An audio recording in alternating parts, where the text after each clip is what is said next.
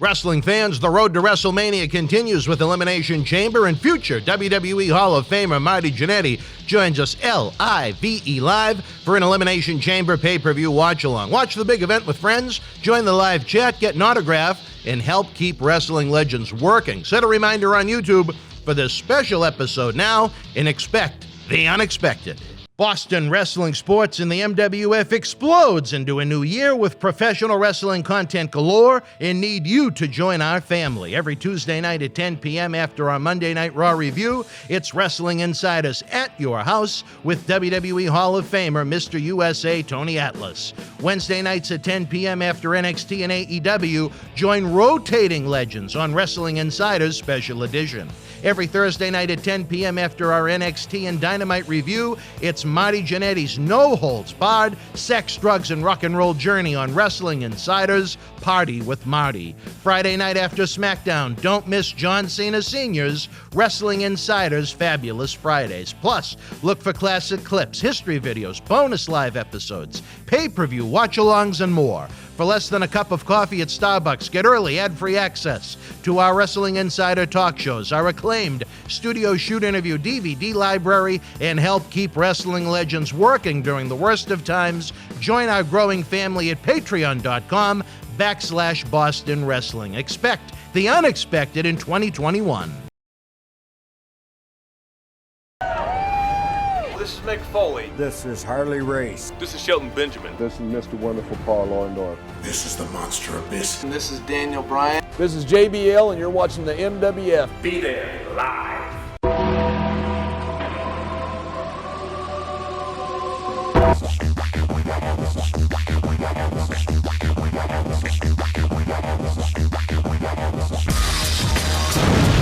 Wrestling fans around the corner, around the world, welcome to another installment of Wrestling Insiders Week in Review. It's Saturday night. I'm Dan Marati in the midst of a 3-day weekend of tapings with Marty Jannetty for his ongoing no-holds-barred sex, drugs, and rock and roll Party with Marty series, where we look back at the 80s and 90s.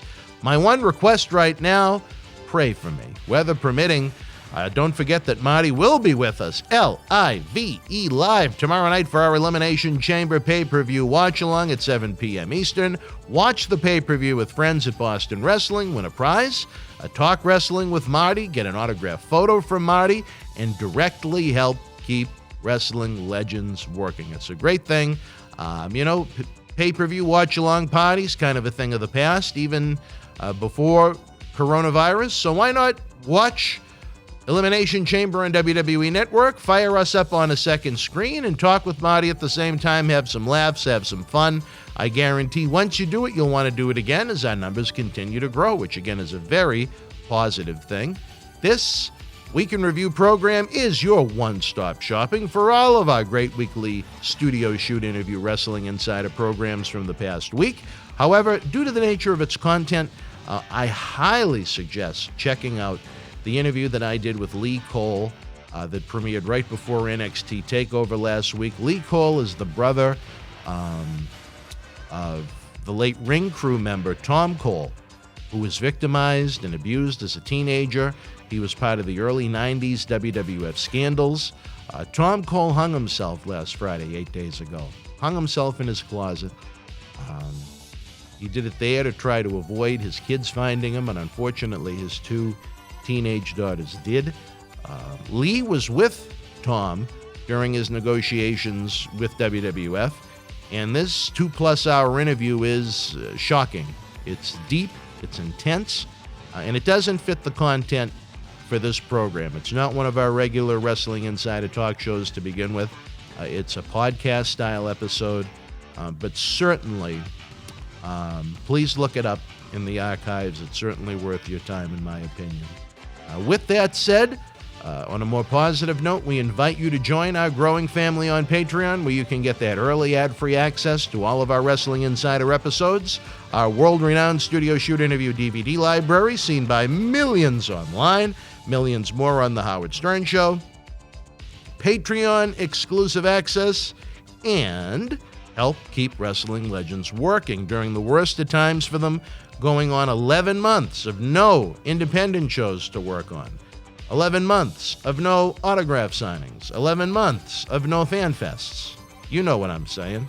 Head on over to patreon.com/Boston Wrestling. Let's help keep these wrestling legends working. Let's grow the channel so we can grow our family of superstars. I've been talking to more greats. It looks like now April could be a very busy month of some new faces, some returning faces joining us for the Wednesday Night Wrestling Insider Special Edition program. I really like that show. We have a lot of fun with Tony on Tuesdays, as always. Thursday nights at 10, you never know what to expect with Marty Jannetty. Friday nights, we get interesting insight with a much calmer, debonair John Cena Sr. But the Wednesday night show, you never even know who to expect, never mind know what to expect. So I want to keep that Wednesday night show going. We really need support on the Patreon and the Super Chats and things like that to make it happen. Don't forget, even though coronavirus has largely killed the nightlife, it has not killed the Boston Wrestling eBay store. It is open 24/7 with great wrestling merchandise from superstars of every era. Don't forget, each purchase gets you an on-air thank you from WWE Hall of Famer Mr. USA Tony Atlas. Find the eBay store link in the description box below. On to tonight's show, fans. Let's kick it off with Tony himself, where he shoots on the pending closing of our friends at the world-famous Kowloon Entertainment Dining Complex, and Sports Illustrated naming Sasha Banks as the Wrestler of the Year. Wrestling fans around the corner, around the world, I'm Dan Marty along with Tony Atlas. Tony? Mr. USA WWE Hall of Famer. They know that. Tony They know Atlas. that. They know that, Tony. What are you doing over there? You look like Marty Jannetty. Oh. He does things like that. He looks like Bruce Valanche. You knew how to kill it, did you? All right, well. Marty is still wants to speak with you. I don't want to talk to him. He had a lot to say on Facebook about you. What did he say? Well, It's all lies. he Fake news. put pictures of the two of you up together. Fake news. They were fake pictures of Yeah, the two of you together. fake news. He said there was a hotel party that the two of you attended together with all black people except him. Fake news. It's all fake news. Fake news. Well, Marty's feelings are hurt. He wants to make friendship with you. No. All right, well, we'll have to wait and see what happens. But, Tony, Fake news. one thing that is not fake news that broke my heart, and I think it may hurt you to some degree, but not me because of the quarter century of memories that go along with it. But news has broken, Tony, that not eminently, but the process has begun, that we're going to see the closing of the world-famous Kowloon Entertainment and Dining Complex. Oh. Hit me right here. Oh. I guess the younger Wong family, they don't want the very grueling life of running that world-class establishment. Wow. I know our dear friend Andy Wong works 6 days a week from about 4 p.m. to 3 a.m. It's a difficult life running a restaurant like that. Wow. And I guess that they're going to turn it into a multi-use property. You may see restaurants, you may see condos or apartments, but Kowloon as we know it, again, it's not imminent, thank God. It's probably going to be a couple of years before we actually see it happen because of all the construction and the permits and everything that'll have to happen legally. But That's heartbreaking. Tony, I look back at the life memories there, is the family memories at Kowloon. When I was a teenager at high school, myself, Chairman Manolian, and our group of friends would go to Kowloon. That's where I became friendly with Andy Wong and Sonny Yee, who went on to become And you can't think of one wrestler that never been there. That's right, Lieutenant Commissioner of the MWF. It was like the WWE, WWF eating place for century. I mean, every wrestler in the world that Mark Henry, Undertaker, I mean, you could name them. They all been there. And he treated the wrestlers, I mean, it was like a second home to a lot of wrestlers, man. It's going to be, I'll tell you, that's going to be missed. Not only by the wrestlers, but by the people around this area. I mean, it was just one classic. Then the food, you can't beat it. The service, it was quick service considering the crowd, you know. We sat at a table. Always packed. About 10 people. The place is packed. And it took us. Well, look at the last live event we had. We must have had 40 people at 4 tables. Yeah, and look how long it took to serve us. I mean, and the Fresh. service was quick. Fresh. Piping quick. hot. Yeah, you couldn't beat that. I mean, there would never be another one. I look back, news. the entire MWF Foundation if you look at the social atmosphere around it, if we were in this area, where would our post-event celebrations be? The Kowloon Entertainment Dining Complex. It's going to be missed. We had live events at the Kowloon Entertainment Dining Complex for our Paul Bearer Holiday Headlocks Toy Drive. Yeah. I was the MC for Bruce Pritchard's Something to Wrestle With live podcast at It's Kowloon. going to be missed. This pulls on the strings of my heart. I consider Andy Wong a longtime personal friend, way back to when I was in high school. He is a good man. He loves this business. He's always treated everyone in this business with such great respect, with such great revere. He was always honored to have them in his establishment. And I don't think Andy realizes the place in the heart that Kowloon is held by so many in professional wrestling. I mean, there's so many of our peers that can say, like you noted, how many top superstars have not been to Kowloon at one point or another. It'd be hard to name them. And have great memories of the place. We all do. I mean, it goes all the way back, brother. I mean, I could go back with Tony Rumba, back in the 90s. I could give you a good 30 years of Kowloon just myself. So it's going to be one place that's going to be really, really missed. Hopefully, we can pull off something and have some kind of an event or a gathering upstairs before it's all said and done. If we can get I'm sure if we can get, they're stuck with the Corona mandates. I mean, I went in there to pick up when the Warlord was in town. We just did pickup, and I mean, if you saw the structure of the restaurant now, it's very different. The Wong family, I say this though, they've gone above and beyond to try and reinvent the wheel. They've done car hop type service. They've had drive-in movies out back in that big parking lot they have. They've done outdoor dining. But, when you have a state that wants to try and keep cutting back 50%, 40%, 25% capacity, it's tough to cover your costs. That's a big restaurant. Sad. But if you could maybe give Andy Wong a few words. I know he tunes in to the program. And I wish you all the best in the world, my brother. Thank you for all you've done for us. And if anything me and Dan could do for you in the future, brother, don't hesitate to call. You got my number. You got Dan's number. Even if you don't go back in business, I would like to remain your friend. So call me sometime. Talk to me. And I feel bad for people that, like Andy and all these people that got in the food industry. I mean, it had to be a better way of handling this. I mean, I don't want to sit here and start pointing fingers because of this, because of that, because, ANSI is 2020, but I don't think restaurants going to ever recover. For a lot of them, it's going to be hard, and it's going to take years. Yeah, I think it took years to build what they had and lost it in one.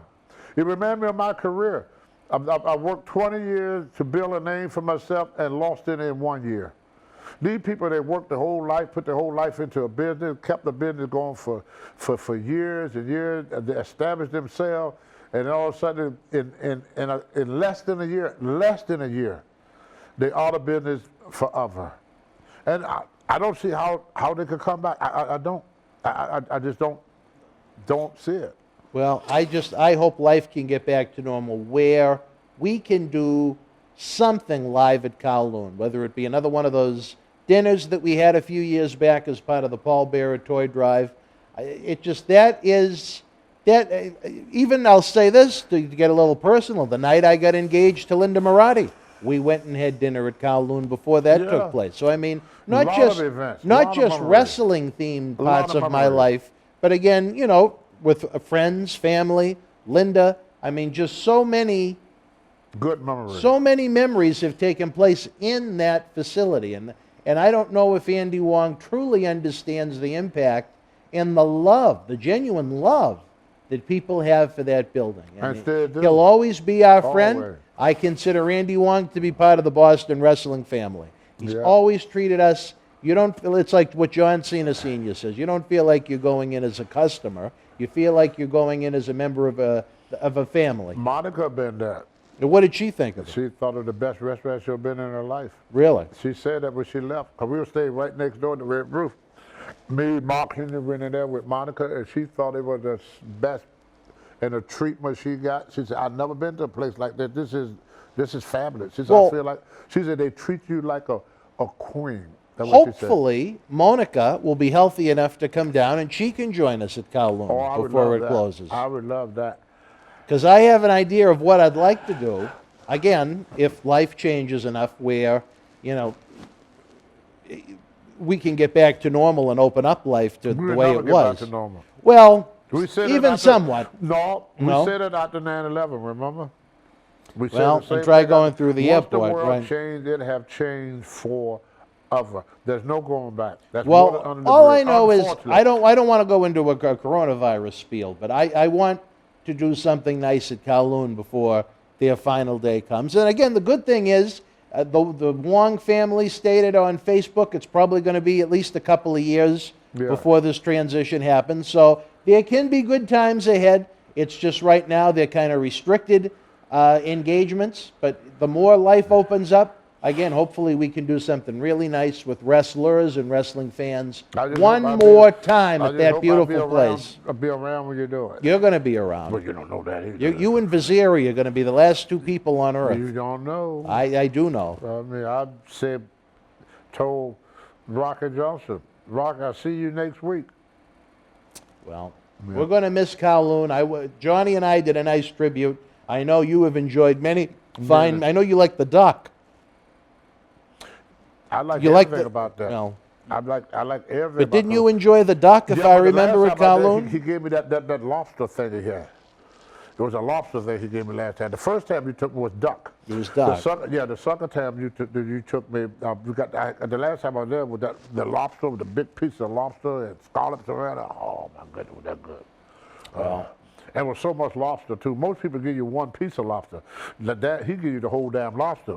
The claw. We have to come up with something good before it closes. Yeah. If Andy and Kowloon will even allow events like that up there, but It that ain't up remains to be It ain't up to seen. me, it ain't up to you, and it ain't up to Andy. Isn't that sad that the restaurant can't even decide for itself? But again, I don't want to turn it into a political conversation. All I know is there's a lot of love in professional wrestling for Kowloon. There's a lot of love in this community for Kowloon. So I hope the Wongs know that with all the hard work they've put in over the past 70 years. 70 years. And maybe if you get a chance, you can check out John Cena Sr.'s his little monologue that he had about Kowloon. But back to the world of professional wrestling, Tony. The fans have wanted me to ask you this one. I'm very interested in your thoughts. I think you're probably going to read my mind before I even give you my thoughts on it, but this show is all about you. It's Tuesday nights. It's Wrestling Insiders at your house. I know the fans they're buzzing away on social media. They're sharing the link on Facebook. They're sharing the link on Twitter. They're giving us thumbs up across the board, baby. They're hitting that super chat button because they want us to keep the lights on and make sure you're here every Tuesday for eternity. But the question is, Tony, Sports Illustrated, you're familiar with the magazine. I don't know if you even know, they cover professional wrestling now in a limited capacity. I don't know why I they. haven't looked at Sport Illustrated magazine in, oh my goodness, probably 30, 40 years. Well, that shows you where Sports Illustrated is right now. But they actually rank their wrestlers of the year. And you know who they ranked the number one professional wrestler of 2020? You have to guess for me, brother. Of 2020, Yeah. John Cena. He did. I think John Cena had one match in 2020. It would have been tough to pull him off. Brock Lesnar, I guess. Sasha Banks. I was mind blown. Out of and it just wasn't just WWE. This was every wrestling promotion in the world. They felt Sasha Banks was the number one professional wrestler in the world. Where has common sense, insanity gone? I'm stuck.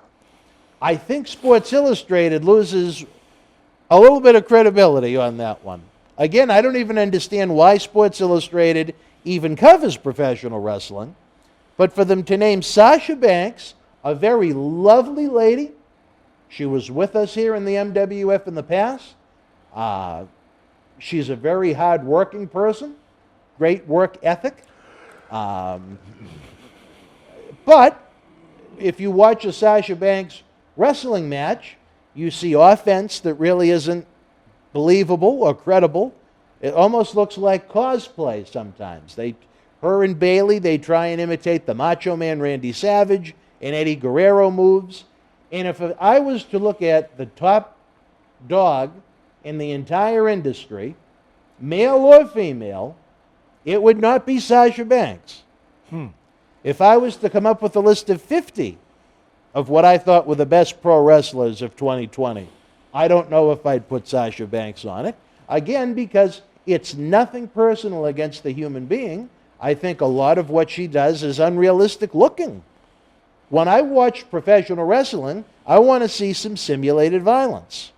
Again, what she does is, it almost looks like, like, I'm not going to go as low as to say backyard wrestling, but it's just most of the women, their bodies are built different than the men.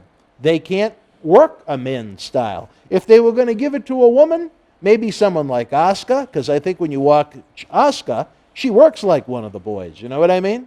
And that's a compliment. Well, she's weird, though. That's not meant as an insult. She's weird. Who's Her weird? Gimmick. Her gimmick is weird? Yeah. They got her doing that silly stuff. But I enjoy that turn a lot of, to some people, it's like she's making a mockery of the business. She's goofy. Because she screams in Japanese?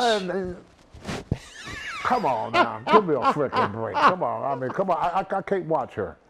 It's like it's an insult to Japanese people. I've been in Japan. I ain't never seen nobody in Japan act like that. But see, here's what started a long time ago. They probably led up to the Sasha Banks thing you just did. See, everything is based on markability. She's probably the most markable person because she's not just connected to wrestling, and her uncle, Snoop Dogg, cousin, whatever, got a lot of pull out there, So you think Sasha Banks is the most marketable talent in pro wrestling? Well, Snoop is on everything. See, these guys, they in that Hollywood brand. Snoop was on AEW, remember? Yeah, he was. I saw him come off the top rope to do the splash. You texted me. Yeah. I loved it, brother. I love to see old Snoop, 60-something-year-old man coming up that. Is top he that rope. old? He gotta be. At least 50. I'd say, yeah, maybe 50. I don't think so. Jackie, if you can Google it on your phone, see how old Snoop Dogg is. Snoop looked like a Jake Crab coming off of there. He didn't look like no Jimmy Snuka. He wasn't Jimmy Snuka, that's for sure. Like Snuka, but I love it. I didn't get him, Snoop. But you see, in today's time, this is how they do it. The last time 49? Yep. Thank you, buddy. Yeah, so he pushed it 50. But I remember the last time that I was there with Vince. Me and him, we had a little conversation. This before, this been the Saba Simba days. Mm-hmm. He said nothing's up to him no more. It's markable. You got these corporations that put in money to make Vince what he is, to make everything what it is. Where they like her, that's what it is. You get some guy that owns Sports Illustrated that is a wrestling fan, and that Sasha Banks is his #1 wrestler. Sasha Banks gonna be on the front. And Sports Illustrated always been like that. Not just with Sasha Banks, but when you look back in the past, you see some of the people they put on the cover compared to other people that played the same sport or the other sports during that time. Just like look at the publicity that Muhammad Ali got with that magazine, compared and Mike Tyson, and then when you go to Larry Holmes and Evander Holyfield, I don't think Evander Holyfield was on that. I don't think so. I don't know. But see, Evander Holyfield, even though he was a better fighter than Mike Tyson, didn't get that. That's what I was talking about the other day. It ain't what you know, it's who you know. Evidently, Sasha Banks knows somebody that got a lot of pull. And that's what it's all about. Like Hulk Hogan. Hulk Hogan could not beat Bob Backlund for the belt. He was not the best worker in the WWF at that time, but Hogan could put asses in the seat. So that's why he had the belt for as long.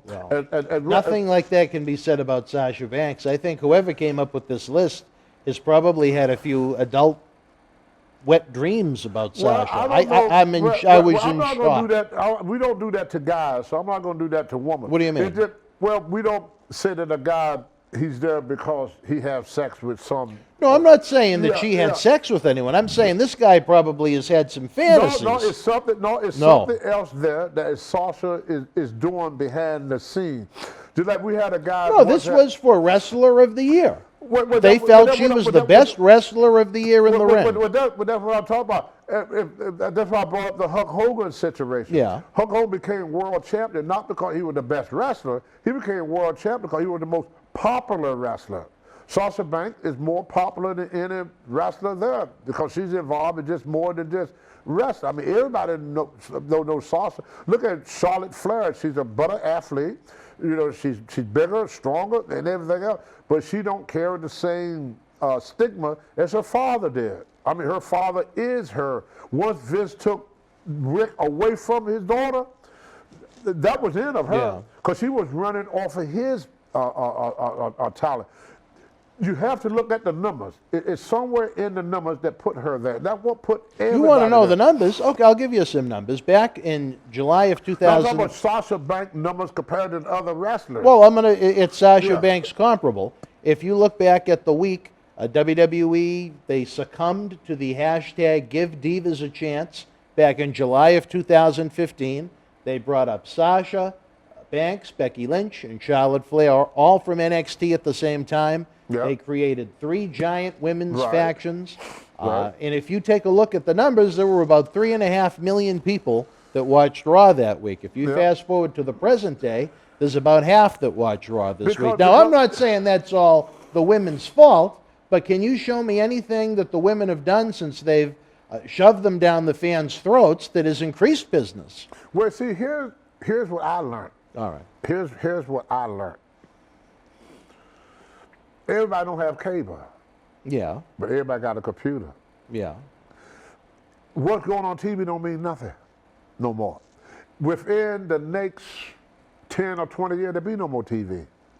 TV gonna be like the home phone, a thing of the past. You're gonna be talking about TV. People say, TV, when the last time you seen a television set? Because everything you could do is on. On the went computer, there, fair I've enough. never been on Facebook a day in my life. Never been on there. Other people try to say this is Tony. It's not Tony Atlas. Tony Atlas do not have a Facebook page. Tony Atlas will have a Facebook page. We're going to get your Facebook page, a Tony real Atlas one. is going to have a Facebook page within a couple of months. Now, the reason I say that, Vince is slowly moving all of his stuff to the WWE network.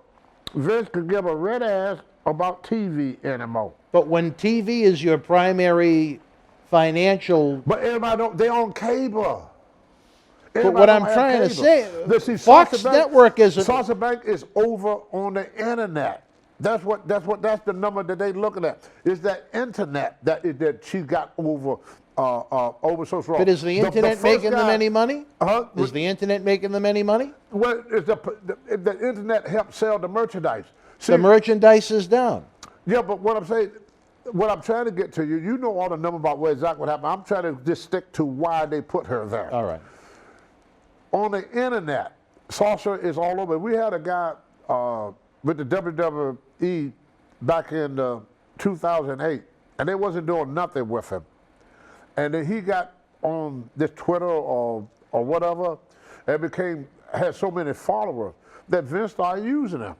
Zack Ryder. Yes. So Vince found out right then. Jack Riley's the one that got Vince. Zack, into, not yeah, Jack. Zack Yeah. got him into this internet stuff. You got thousands and thousands of people that sits around on that internet and they watch how many hits this woman is getting and all this and that stuff. And that's what they are looking at. They stopped looking at athletic ability back in the 90s.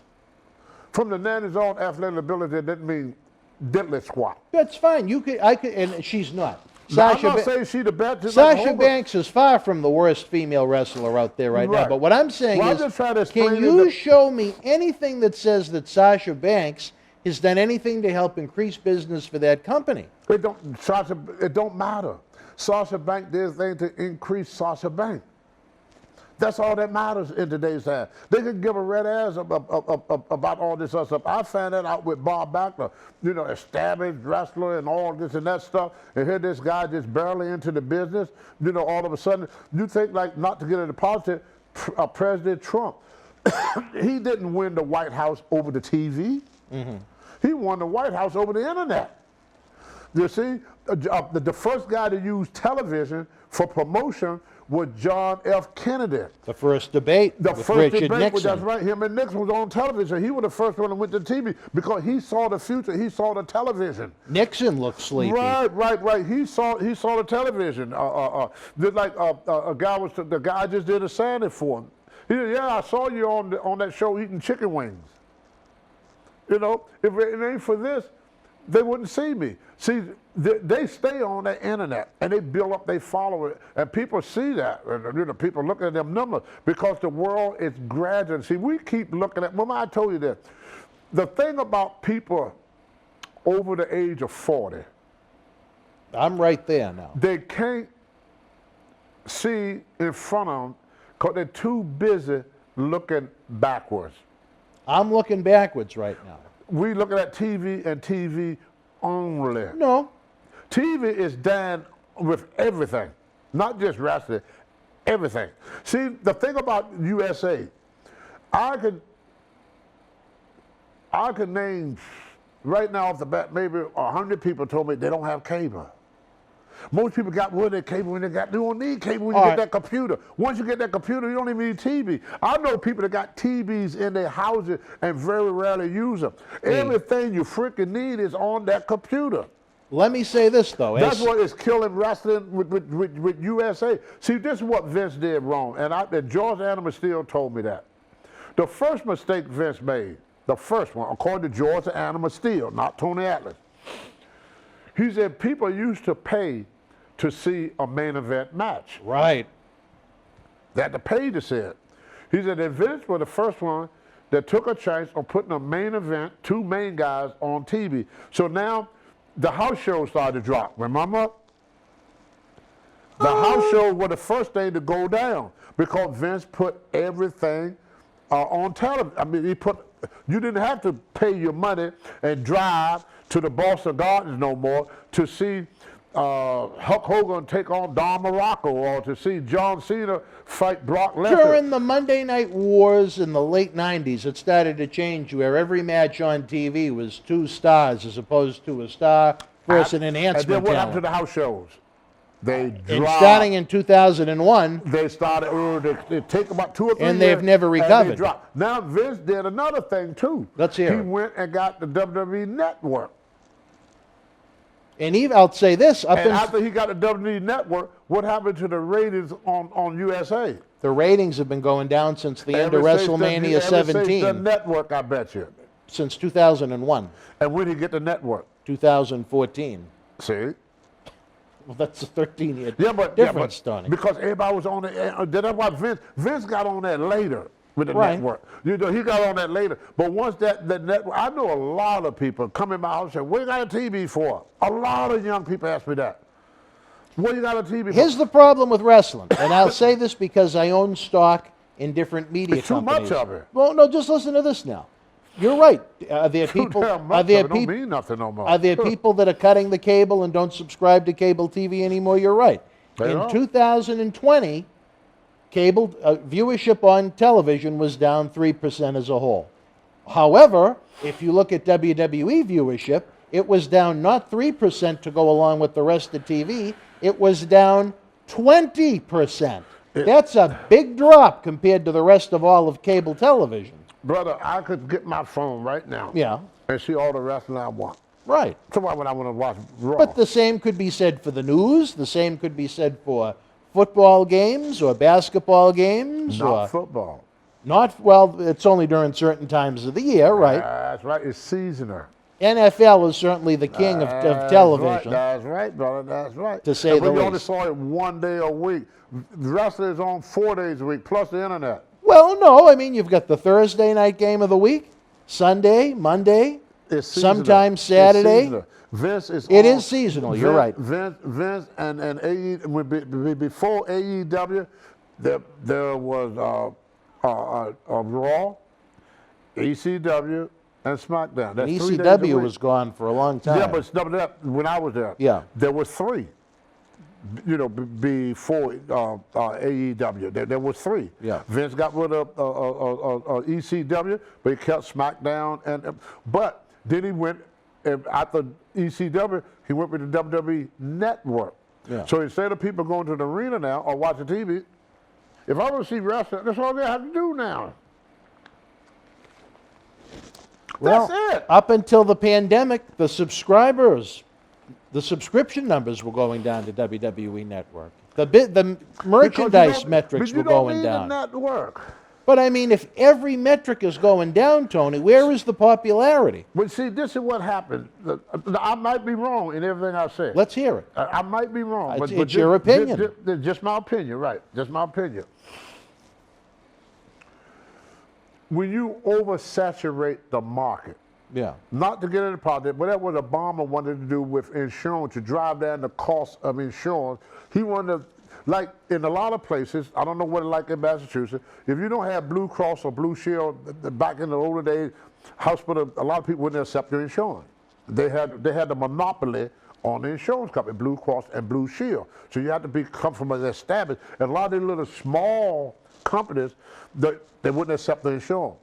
And so what Obama wanted to do, he wanted to bring all these small companies up where the hospital had to take their insurance. That's when it came with the Affordable Care Act. Yep. But they call it Obamacare, but the real name is Affordable Care Act. So to make insurance affordable for those that can't afford insurance, but they could get insurance for instead of paying $200 a month, they could get the same insurance for $30 a month. But if you oversaturate the market, other companies have to come down. Because why are you going to pay $100 for something when you can get the same insurance, same benefit over here for $50? Right. You're going to go with the $50. Sure. That's what Walmart did. Walmart came in and put everybody out of business because they oversaturate the market with cheap goods that is Cheap good. goods. But it was just as good as what people were selling somewhere else. At Sears, yeah. And look at you know what I'm Sears saying? right now. I mean, I go to Walmart. Look and at buy- Sears right now. Yeah. Sears is in rough shape. Right. I went to Verizon and a couple places to buy a tablet. Mm-hmm. They wanted anywhere between $500 to $1,000 for a tablet. I went to Walmart to get one, $250. Same tablet, same company, same everything. Mm-hmm. I just paid $300 less. That's what it'll happen. So the thing that is going to kill all of these businesses is going to be the internet. The internet going to kill it all. Sooner or later, you give it enough time, because I know people, right? I told you, I went and bought me a computer for the first time in my life. I ain't even took it out the box yet. I'm very proud of you. I ain't even took it out the box yet. I never used a cell phone until I got with Mark Henry. Mark Henry one that got me to get a cell phone in 2008. So I've been using a cell phone for 13 years. Yeah. 15 years ago, I didn't have no cell phone. You think about it, 20 years ago, you had pay phones at the Boston airport. Pay phones on the corner. Remember the phone booths and all this stuff there? Gone. There's a lot of stuff with technology takes the place of. And getting back to Sasha Banks came in on that technology. She may not be big on WWE. She may not be big on television, but it's something that she's doing on that internet. I don't know. I'm just guessing. Like you say, I'm just guessing. That made her be on the front of that cover, because everything is moving to the internet now. A lot of things that we are used to now, like I used to be able to buy a TV. You know you can't buy a TV no more? What do you mean you can't buy a TV? You can't. You buy the screen. Then you got to buy the service.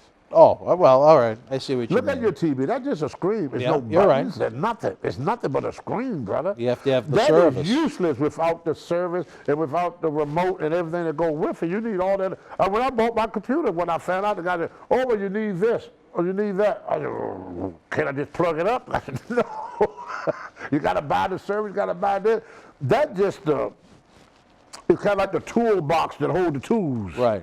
It's not the tools. It's the box. Right. So you just buy a screen now. You can't buy a TV no more. They don't sell TV. They sell a screen. Right. See? We call it a television because it's TV stations. But really, in reality, what you got there, if you stop and look at it, just a freaking screen. You know, the same thing they did when you go to the drive-thru. You know, no button, there's no nothing, there's nothing to it. Everything is in that little box right here. That's the motor, the heart, the beat, the everything. Because technology is going to destroy a lot of stuff of the way things used to be. What about LAN parties? Do you think it'll destroy those? Who? LAN parties? What the hell is that? Like what Cecil the Lion is planning on January 28th? Where people get together with their computers and hook them up side by side without the internet? Can you do that? Yeah. With what? See? But I do know But that it's going to destroy Cecil's LAN party. when television destroyed radio. Yeah. Remember? Right, yeah. Television, when Ted Turner, back in 1973, started CNN, and then Fox came along, and then you got 24-hour cable news. That destroyed the newspaper, and it destroyed radio. When MTV came out, that was the end of radio. Everybody used to have a radio.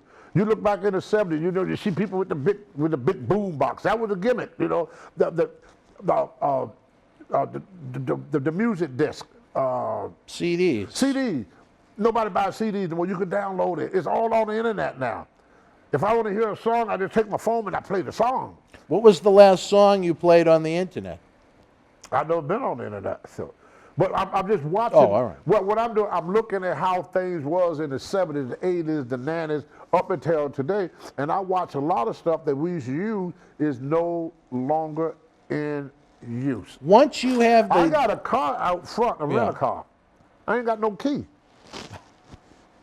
They give me a little round thing like this. I push a button, my door come open. I get in the car, I put my foot on the brake, I push a button, the car starts. Then I got a little knob, and I turn it to put it in gear. That when we were down in Orlando with Linda. Yeah. I'm driving, and I could drift over a little bit, and the next thing, Beep, beep, beep. Someone gonna pull me back. Oh, it did it for you. It pull you back in the lane. Wow. True. You go to back up. I was doing something one day. I got too close to one of the other cars. Oh, what the hell is that? So I slowed down, and the thing said, "You're too close." The damn car tell me what to do. You think that's good or bad? I think that's bad because if that car mess up and decides to do what it want to do, I'm screwed. I'm screwed. You have no choice in the matter. Yeah, because these cars are computer operated, brother. They're not like the old cars that with the manual. These cars are not manual. They are, to me, they very freaking dangerous, brother, because you got cars now that they talk about in Uber, the cars with no driver. They talk about doing it on the airplane. So I talked to a pilot one day. He said, "You'd be surprised." He said, "The planes they fly themselves anyway, Tony." He said, "We just there just in case it's a screw up." You know what? That's fine, but I want the pilot in the cockpit. He said, "Yeah, but he said he only there just in case something happens." Right. But the plane, he'll put on automatic pilot, type in a little GPS, that damn plane go. Hey, and you know what? If it works, that's fine. But I want the pilot up in the cockpit. Oh, I do too. Okay. But now they talk about doing it with cars, with trucks, and with everything. You know, when you go see cars run down the road. Reno Chastain could be driving. You ever see the thing about the robots they got now? Yeah. Technologies are doing all this. And what Sasha Banks do, to get back to her, she somehow tapped into technology and got a large following somewhere because they want to sell that magazine. See, they put whoever on the front of the magazine, they can give a red ass about how good of a wrestler you are. That's all bull crap. They only care about how many magazines. Well, she wasn't on the cover. This was just an article with a list of their top 10 wrestlers of the year, and she was number one. But evidently, they figured that she would sell that magazine. That's what they look at. Every company, like Vince, the Stone Cold always making fun of Vince. You know how he made fun of Vince? He would say, and the bottom line, and you know what the bottom line is? Profit. That's the bottom line. Sasha Banks. She's not the one that's going to drive the profit. They went through the list. They went through the list. They said, what wrestler would sell the most magazines? That's all they looked at. Nothing else. When Vince looked at Hogan, he said, what wrestler would sell out Madison Square Garden? What wrestler would sell out the Spectrum? What wrestler would sell out Madison Square Garden? Oh, Hogan. But he's not as good. I don't care. Hogan. He's not as good as Ronnie Piper. I don't care. Hogan. He's not as good as John Cena. I don't care. Hogan. That's what they look at. Who could put the most asses in the seat? And your ability, your talent, none of that matter. When your ratings start to drop, you out the door. That's why they send your buddy back. How you do it? Why do you think they send it back to the school? They send back to school because they don't want the AEW to get them. They don't want nobody. So the school is really setting you on the fence because your ratings drop. That's what it's all about. They don't look at talent. Talent went out the window in the 50s because Elvis was not as talented as his cousin. Who was his cousin? Jimmy Lee Lewis, something like that. Oh, Jerry Lee Lewis. Jerry Lee Lewis. They were related? Yeah. I didn't know that. Jerry Lee Lewis was bad to the bone, brother. But Jerry What about Lee Larry Lewis, Lee Lewis? He couldn't pack them arenas. Larry Lee Lewis or Jerry Lee You think Lewis? James Brown was a better singer than Marvin Gaye and them guys? No. But James, Oh, I'm sorry, Jackie. How many fists was there? Two fists. All right. James Brown could pack them arenas. All right. That's what they go by. They don't give a rat ass about talent no more. Talent died in the 50s. Once television came along and mass production came along, they look at who could make them the biggest profit. And they could give they don't even have to like you. But if you put money in their pocket, that's all they care about. We can make money with this guy. We make money with this. We make money with that. They do anything with anyone that could put money in their pockets. All right, wrestling fans, you heard it from the Hall of Famer, Mr. USA, Tony Atlas himself. We're getting the wrap-up cue in the back. Think about it, not to interrupt you. She is the most popular female wrestler. No. Nobody talk about nobody but Sasha. I don't hear nobody. Merchandise-wise, no, she's not. But I talk about if you should talk about a wrestler, her name would come up first. Yeah. Yeah. You agree with that, fans? Nobody talk about Charlotte Flair. You know what? Well, ask the fans. Fans, if you're watching the live premiere at 10 o'clock, who do you think is the most popular female wrestler in WWE? Or maybe the only lady one that isn't in WWE? The only lady that was more popular with the fans than Sasha Banks, in my opinion, was the lady that called herself the Man. What was it? Becky Lynch. Becky Lynch was the only one. And when Becky Not Lynch Kathy Kane. Huh? Not Kathy Kane. No, Becky Lynch. Right. Becky Lynch and Sasha Banks. When somebody talk about a female wrestler, just ask them, say, who is your top female wrestler? Sasha Banks would be on the top. She's the most popular name in wrestling. Nobody talk about them other women. You don't hear nothing talk about them other women. You don't. All right. You Well, don't. wrestling fans running out of time here again. We'd love your thoughts on the topics discussed today. And if you're watching live at 10 o'clock in the premiere, if you're watching a replay, in the comment section below, we'd love to read your thoughts. Again, if you enjoyed tonight's show, hit the big thumbs up button. It doesn't cost you a dime. Subscribe to the YouTube channel. It's absolutely free. Share the link on social media, on your Facebook, on your Twitter. Let's get more eyeballs on everything we're doing here in Boston Wrestling so we can bring more great veterans in like Tony. We can provide a platform where more of the legends can earn an income. Let's continue to be honest, Tony. Since March of 2020, if you weren't under contract to WWE or AEW, it's been a tough go in professional wrestling. There's been very few live events. And one more thing, then I'll finish with All it. right. And if you look in the 80s, and you ask anybody who were their favorite wrestler in the 80s, I only speak of the 80s, that's when I was there, who were their most favorite wrestler during the 80s, they would say Hulk Hogan and Jimmy Snuka. Of all the wrestlers. You understand what I'm saying? All right. They're the most one that they remember. Because when I talk to people, they say, oh yeah, I remember Jimmy Snuka. I don't hear Don Morocco. I don't hear Mr. Fuji. I don't hear these people's names. Jay Strongbow. I don't hear none of that. None of that. Only one I hear about was Jimmy Snuka or Hulk Hogan of that period. Of all the wrestlers that they had out there, them are the most memorable wrestlers from the 80s and 90s when you talk to people. All right. Well, wrestling fans, again, I'm trying to get all the cheap plugs we can in. Social media helps if you can share links, thumbs up, subscriptions.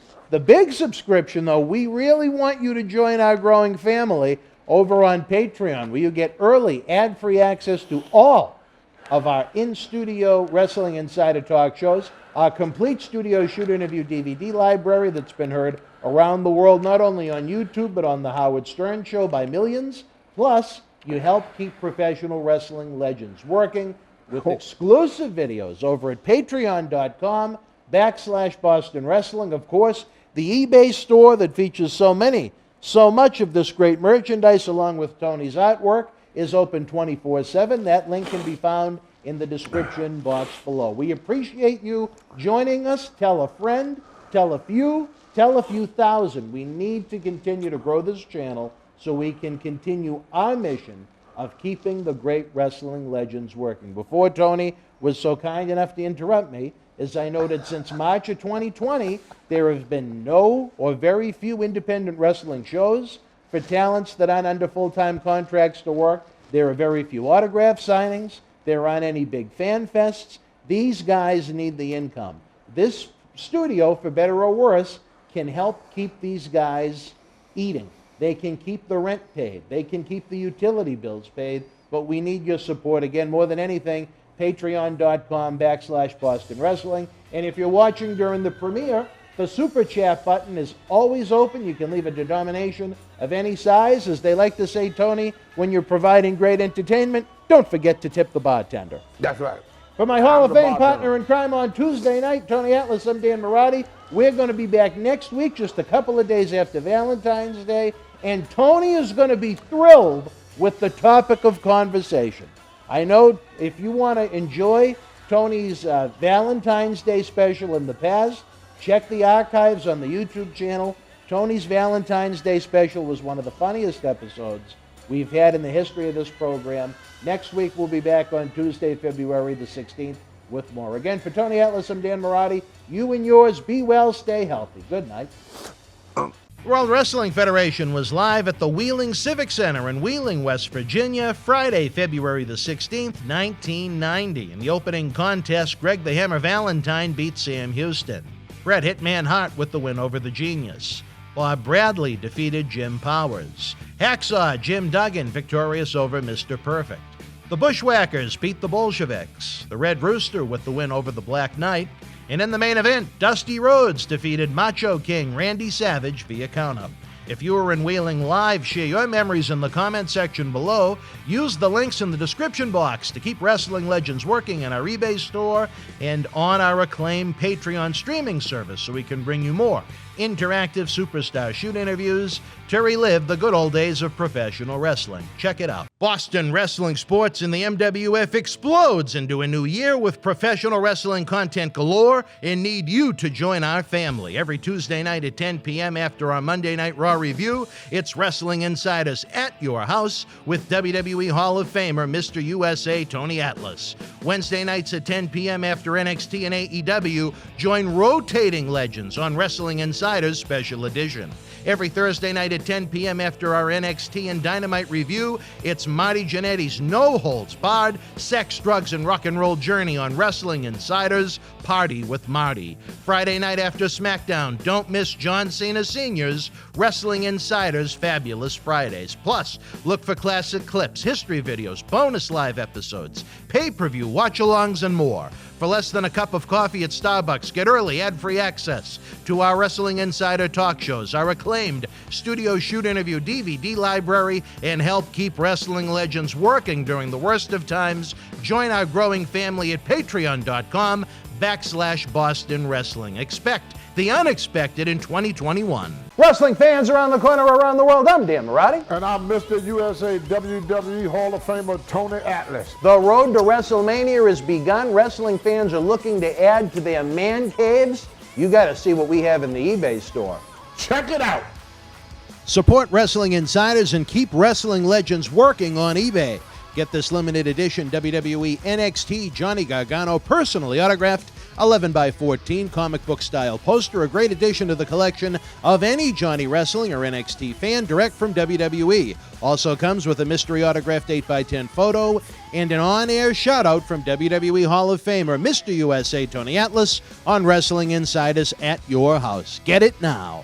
Boston wrestling sports in the MWF explodes into a new year with professional wrestling content galore and need you to join our family. Every Tuesday night at 10 p.m. after our Monday Night Raw review, it's Wrestling Insiders at your house with WWE Hall of Famer Mr. USA Tony Atlas. Wednesday nights at 10 p.m. after NXT and AEW, join rotating legends on Wrestling Insiders Special Edition.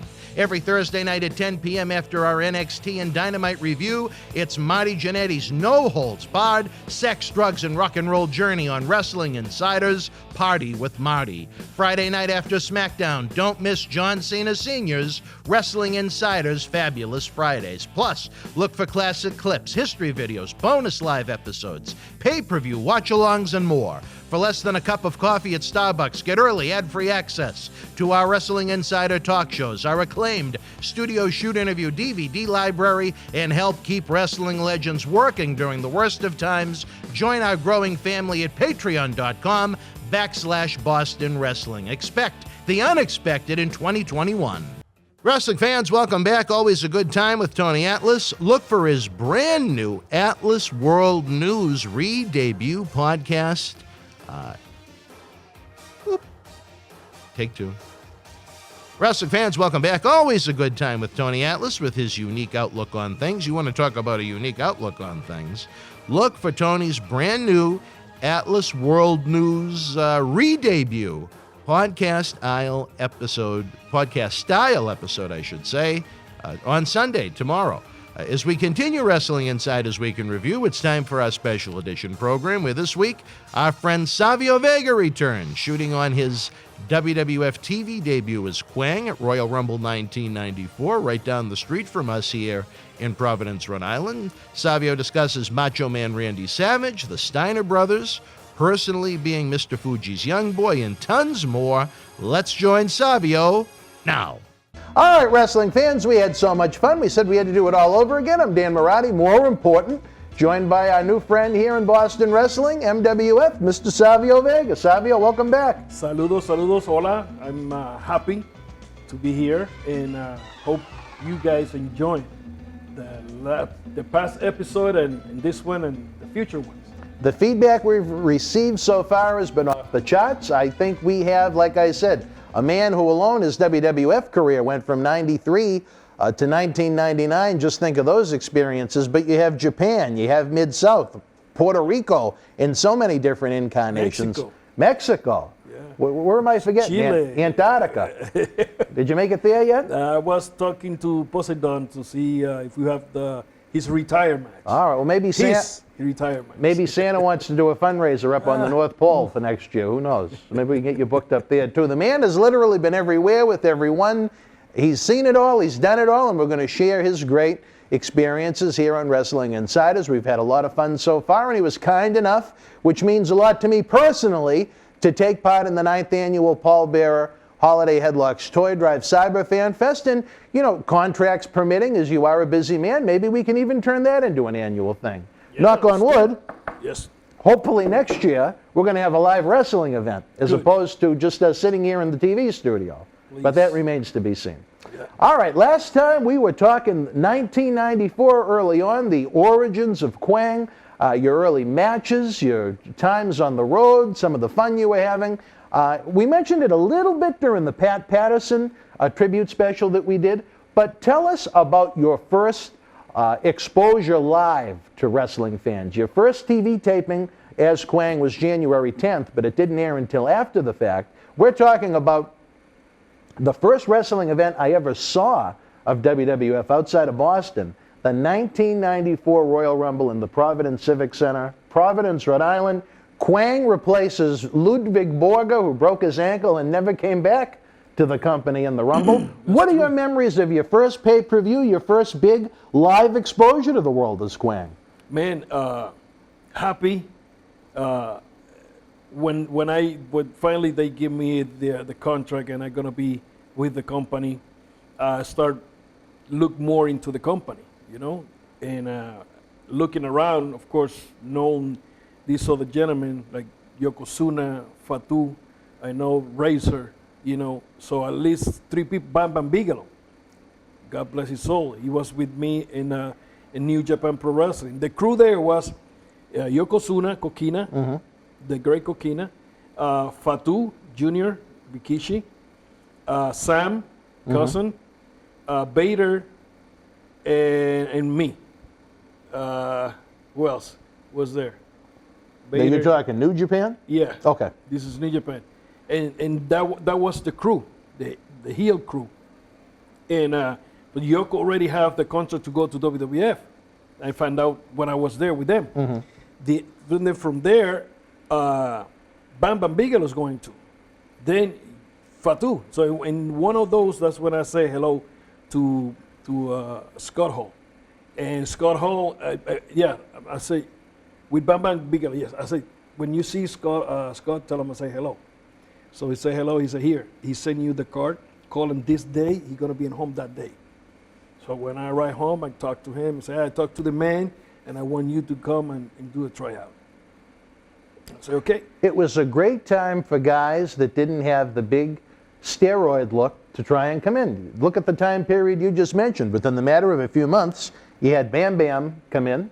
He didn't have that type of look. No. You're talking fall of '92. Yoko came in the fall of '92. Yeah. The Head Shrinkers came in the fall of '92. All of those guys were big guys that could go, but none of them you had to have to worry about Steroids. eyes Exactly. on you. You know what I Yeah, mean? yeah. So it was a great time for guys in the business that didn't want to be on that stuff. Looking at it that way that you're looking at, which is great, it looked like a conspiracy, you know? But at the same time, that crew of people, they're real wrestlers. They know what to do inside the ring. I mean, if the company come with that in mind, that's a great, beautiful mind of look the case to help the case. That was the conspiracy. But in the other hand, like I say, you got great guys that know how to wrestle, and that was proof in the house shows and the big shows and the, whatever money was coming in. You know, so when my first show, I was excited. Of course, it's like, but at the same time, it's like one more match. Let's go out there, and this was the spot, and kick here, duck there, a kick, get out. That's it. And I flew that way like they know I know. Was it tough to put together a match with 30 guys? No, No? Pat Patterson's there. The man that created the Rumble. Pat is the one. I remember they call everybody. This is the order. That, and you're gonna do this, and you're gonna do that, and this is gonna happen, and this and this. Any question? Let's go. Easy. That's it. Were you involved in the angle that night with The Undertaker and Yokozuna? No, I don't think. There was I a don't know. casket match with Undertaker and Yokozuna where Undertaker wound up dying and but- floating to heaven. 10 heels attacked Undertaker and threw him in the casket. Then as they brought the casket towards the back, all of a sudden you could see inside the casket on the video wall, and someone dressed as Undertaker floated Yeah, I to the remember. top of the arena. Were you one of the heels that jumped him? Because there were 10 of them. I remember Bam Bam, the Head Shrinkers. For some No, I reason don't I'm thinking think it was, so. no? Maybe not, because it was my first. Yeah, that's You true. know, and it's not. Maybe the trust was there. Right. You know. And you were still kind of a new, And- not a and baby if- face, but a if- new face to the Yeah. company. If probably they know me from before, they would say yes, put Savio.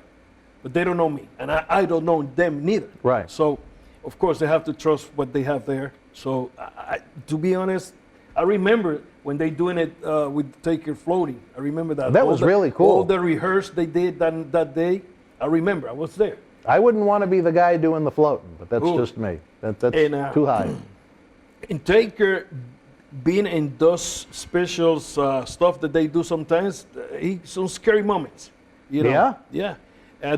I still have. I have here what they did the other day in a rehearse with the lighting.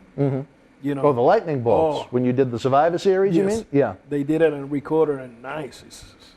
You know, I don't want to put it here just in case because that's trademark for them or whatever. But I'll show you later. You know, and Very realistic. oh yeah. So excited to go out there and do what I did. It was a good, you know, movement with Diesel. If you're not enough drone, no, and that's when he gave me the kick and I went over the top. And hey, then from there, the rest was just doing what I know how to do the wrestling, because they just give me the, hey, this is what you're gonna do. The rest I have to do it myself. They told you basically what number you were going to go in, and at what point, what guy was going to come out when you'd be eliminated. That's Yeah. what you'd have to work I with. mean, yeah, and you go on a line. Here is the line. Who's next? And when your music play, you go and. Did everybody line up in order? It's TV. It's Did television, of course. Oh, really? In Gorilla, everybody lined up in order? Because Cool. it's. I mean, it's like, hey, look, oh my. No, Yeah, you don't want everybody- to have too much That happens chaos. right now. When that happened, it's a line right there. And everybody go behind the other, so nobody start looking for nobody. Right. Everybody there. That's the worst thing everybody's that could in line. happen. That's, you have professionals educate to do this. So this gentleman in the television, the production, wanted that way, so have to be that way, you know. And if somebody wanted the other way, so make your own show. Well, they've had 33 Royal Rumbles and going strong, so they're doing something right. Yeah. So then from there, the rest was wrestling. And like I said before, we got Mr. Fuji as a teacher right there with me. I mean, I was taking care of him like a young boy. Well, you were helping Fuji. Oh, I was, Oh, yeah? because I get his eyes, get his bag. I mean, help the man. Respect. Was it hard for Fuji to travel at that point in his life? No, No? he had fun. He was enjoying it. Oh, he was make him laugh. Every time we come here to Boston, somewhere was a Chinese restaurant in Rotonda, and let's go to Chinese, or whatever they call it. And boom, we stop right there. And he got big table for us. They waiting already for us, you know. We eat there, hotel, and go to wrestle. So was first time for me was an experience, because I am on the building with my belly full to wrestle. I said, next time, no, you're not No. gonna get me. Because he did, you know, see, he wanted to take you there. He was a practical joke, you know. So Well known for his ribs. oh yeah. So he talked to me about many jokes that he did, and man, so first time I was so full to wrestle. I said, no, next time I'm gonna take it easy, because that's what he wanted. Eat. So you throw up out there, you know. It's a joke for him. But thank God I never throw up there. And second time we come back, let's go eat on just a soup. That's it. The rest I take it for later. There you go. You know, but have good moments with Mr. Fuji. He teach me a lot in the beginnings of Kwan. Because Harvey was there, but Harvey, he wasn't a wrestler. Was an Asian. Yeah, he wasn't a wrestler. He don't know. You know, Fuji knows. That's why he grabbed me. Hey, do this, take time. Always remember this. He told me one time, and I just look at him, working in my head. I said, man, he say, don't be fast. This is I'm gonna tell the kids right now. Don't go too fast. Don't try to go 100 miles per hour in a match. You're gonna hurt yourself. You're gonna hurt your partner. I mean, ugh. And see guys hurt. It's not funny. Take, like Fuji said to me, be patient as a fisherman. Take your time. Work the people. Make them get up from that seat. Sell more. If you sell it, they buy it. If you don't sell it, nobody gonna buy it. So guys, sell the story. Like one time Bret Hart, I remember he said, when he liked to wrestle, he liked to paint because he draw too. So he liked to draw a paint in the canvas of the ring. So be a painter. Paint a good story in the ring. This stuff is not a story. This is gymnastic. So go to Olympics or something like that. Tell a story inside the ring, sell that to the people, they're gonna buy it. And they're gonna respect more wrestling. And if you respect wrestling, you guys start doing that now. Take your time. Paint a good draw, a good Mona Lisa in that canvas. One time in Puerto Rico, we are in Bayamón, Pepín Cestero de Bayamón. Now they call it La Casa de Tío Savio Vega, the house of Savio Vega. Oh, really? Okay. And I have story in that building. Like we're gonna cost you a lot of money. Listen, Pepín Cestero de Bayamón. I did the in-rings every time Savio Vega is in IWA. Those that don't know, the character of Savio Vega, he was the general manager of the IWA. But this general manager have a story. So the story is, he's a good guy. The people know that are coming from WWF by that time. So we start IWA, International Wrestling Association. Victor Quiñones, Miguel Perez, and me. Victor have that name already in script. He got the papers, he owned that. So when Miguel and me come in, we put money to open the company. Victor have the 51%. So I was in charge of the dirty work. Learn and do what I know, the little that I know from television, booking, ring, dress room, building, everything. I could run you the company from A to C. From A to C, left, right, throw me anywhere. I'm gonna be like a cat. I'm gonna be stand up. Because I learned a lot in this business with WWF.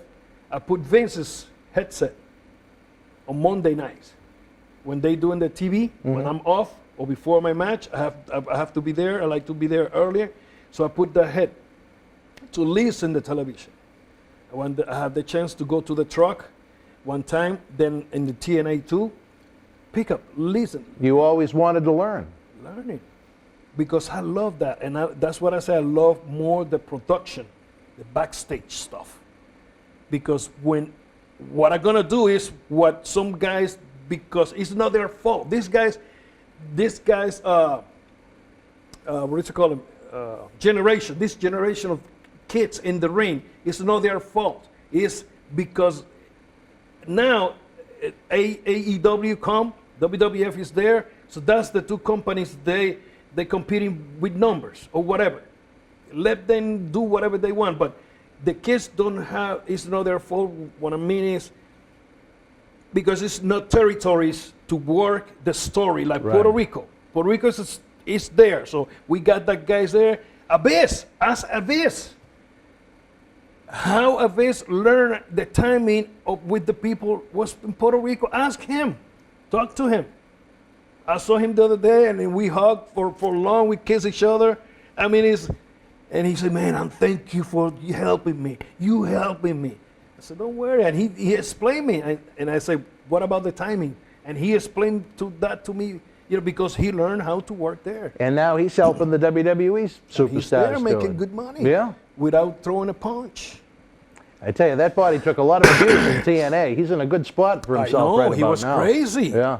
He was crazy. I remember in Puerto Rico, you ask him, Chris. Let me come back to what I mean with the guys. Okay. It's because it's not that territories. If you guys have this small company in your hometown and you have your crew, your friends, do the timing of wrestling. Don't rush nothing. Work. Come back to paint that canvas. Come back to Bayamón. Bellas Artes. Artes, what is it called? In the meaning in English. Those big orchestras of 60 musicians play in like the theater, whatever. That theater is just for have nice music or Turandot stuff, well, Puerto Rico, they call him Bellas Artes. And in Pepín Cestero, Bayamón, I'm doing this in green. And the fans was so hot with me, just talking. That's that way I got the people there, with that character. That character was so strong. You could ask, don't ask me, go check. And when I coming down back to the dressing room, the people start throwing, oh my God, that was disgusting. They throw with Pampers, they throw with shoes, they throw with beepers, they throw ice, oh my God, whatever. That's heat. That's heat. I got so mad. And I stopped, come back in the ring, and I start calling them pigs. You are in Spanish. You are puercos. What is it in Spanish? Puercos. Puercos? Puercos. Puercos. Pigs. Puercos. Yeah. All right. The pig is in the mud or whatever, they call them at the same time puercos. But that means they're dirty. So you're pigs, you're tecatos, who is like a drug addict type, and you are morons. You don't have no school and stuff like that. And more, they got banned. That's when I turned and said, listen to me. I got the mic. They put the speaker on. Listen to me. This is my Bellas Artes. This is my beautiful theater right here. You don't go to Bellas Artes. You don't go to the nice theater and throw stuff over there. You respect that place. So you're going to start respect this place because this is my Bellas Artes. I'm the artist here and you're going to respect it. 2 weeks later, nobody throw no more gagas. Wow. Of course, we implement the security, we change the security way to work. Instead they have it here, looking at the people, whoever throw, go and take it, because when that happened, a right start right there. So wrestling, the people start looking at that, not to what I want to sell. So I say, okay, what we're going to do is simple. We're going to put 2 guards in the floor, the rest is going to be in the back. The rest is going to be in the back of the people. Whoever throw, whatever, you see it. Do not touch it. Don't say nothing till the match finish. Once that match finish and the wrestlers start walking back to the dressing room, that's when you jump on that person and take him out. By that time, something happened here. We don't have no matches in the ring. We don't waste time. We don't waste nothing. We wait with the guys. It's a good idea. Soon that guy, people out, and the people was happy because they going out. And we clean the house. We clean house that way. I mean, it's a lot of interesting. And what happened with these kids right now is they don't have that territory in where you could develop a good story. What happened here, a vignette there, what he say, what he don't say. A good story on TV. You know. And so what they're doing right now is just, let's do spot because it's just one night. Let's make some whatever, let's do that. I'm happy because I did what I did, and let's go home. So it's not their fault. They need a territory. My problem is, I think, and I don't know if you'll agree or disagree, I don't want to go too far off topic on your career path, but I think the training is a big problem. I think if you want to train to become a professional wrestler, you should be trained by a professional wrestler. That doesn't exactly mean someone that was a WWF main eventer, but I think if your career ambition is to be a professional wrestler, you should be trained by someone that had a full-time career in the profession, whether that was as a main eventer or an enhancement talent, but someone whose actual profession was to be a pro wrestler, not someone that did indie shows a few times a month. And I think it's the blind leading the blind. And I tell you what annoys me, Savio, a lot of the times is you have these guys that come to us, the blind leading the blind. We have to try and have them look at things in a different way, and then we're supposed to pay them. They pay these schools to be mistrained, and then they come to the independent promotions, or at least a good one, who try and, get things on the straight and narrow, and then they want the envelope at the end of the night. It's crazy, but that's the way of the beast right now. But my suggestion is someone that actually runs events is if you are interested in becoming a professional wrestler, don't settle for the bullshit. No. Don't say, oh, I trained this one, oh, I wrestled that one. If they do not have the resume of being in the profession full-time as a professional wrestler, continue to look elsewhere for that training facility. Oh, yeah. One man's opinion. I don't know what you think. No, I'm with you. I wish you see what I did a couple of days ago for Spanish Ecuador or Guatemala from South I America. did not see it, no. Yeah, no, but Oh. I say which you see this, because we're talking about. He say anything you have to say to the new guys who want to be a wrestler. I say the first thing I say is look for a good school. Mm-hmm. I mean, let's say in your area, it's no school. You have to go to the 2 towns, and it's 3 over there. Three schools. This is what you're gonna do. You're gonna tell the owner that you wanna see the class.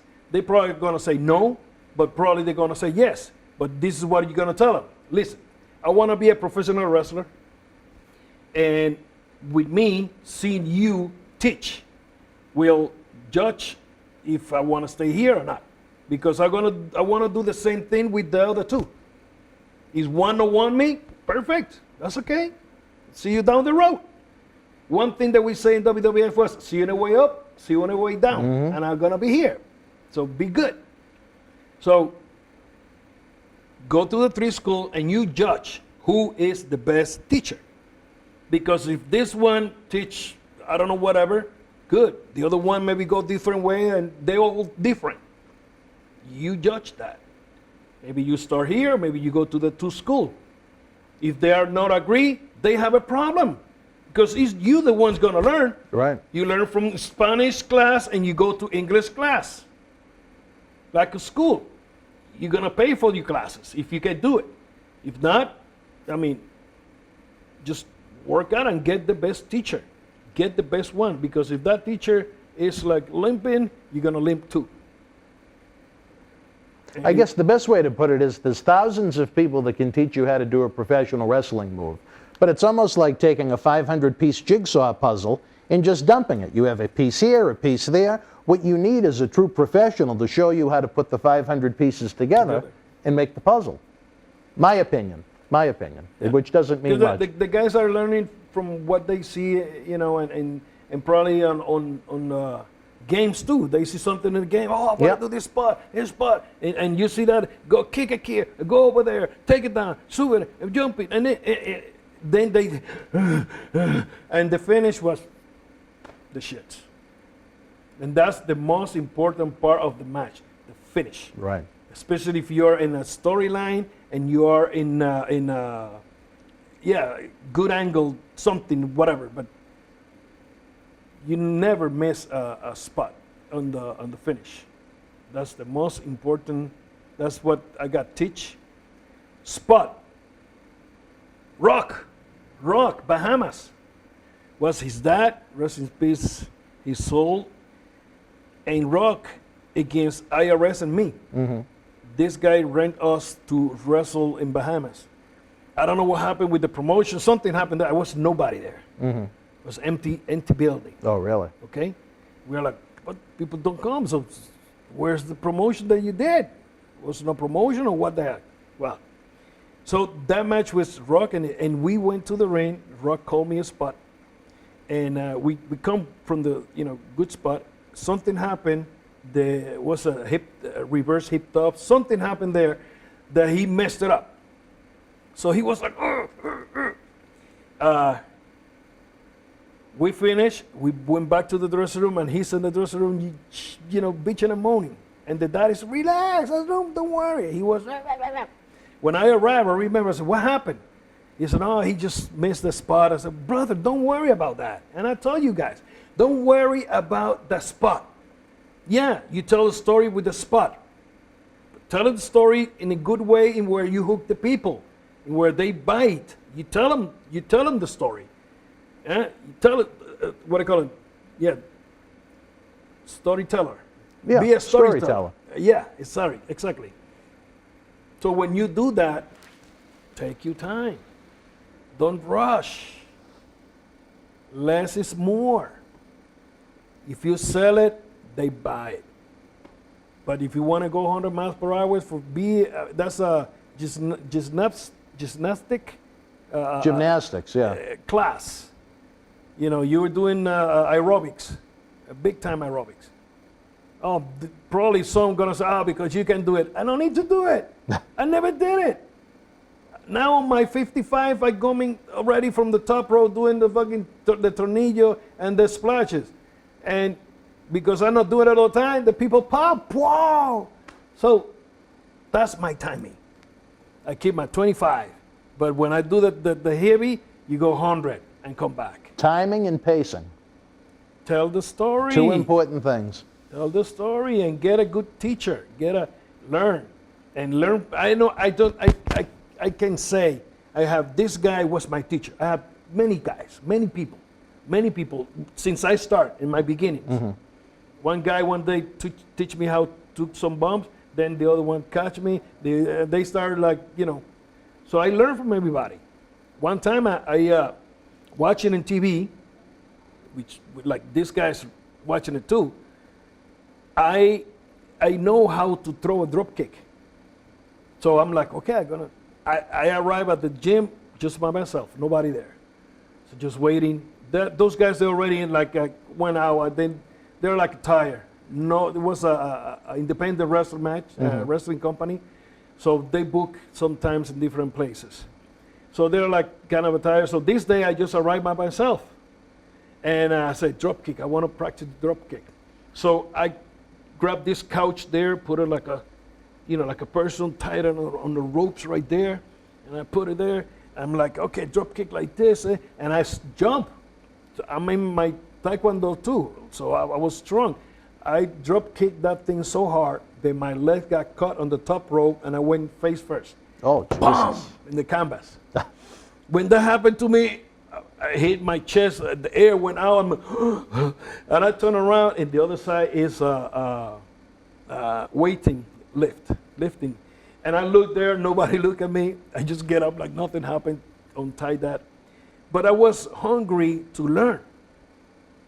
And I practiced, I took the bumps in my house, in the floor. I was doing my bumps, and I was doing my stuff to learn. And then I went with the people that know. And I got another set of teachers.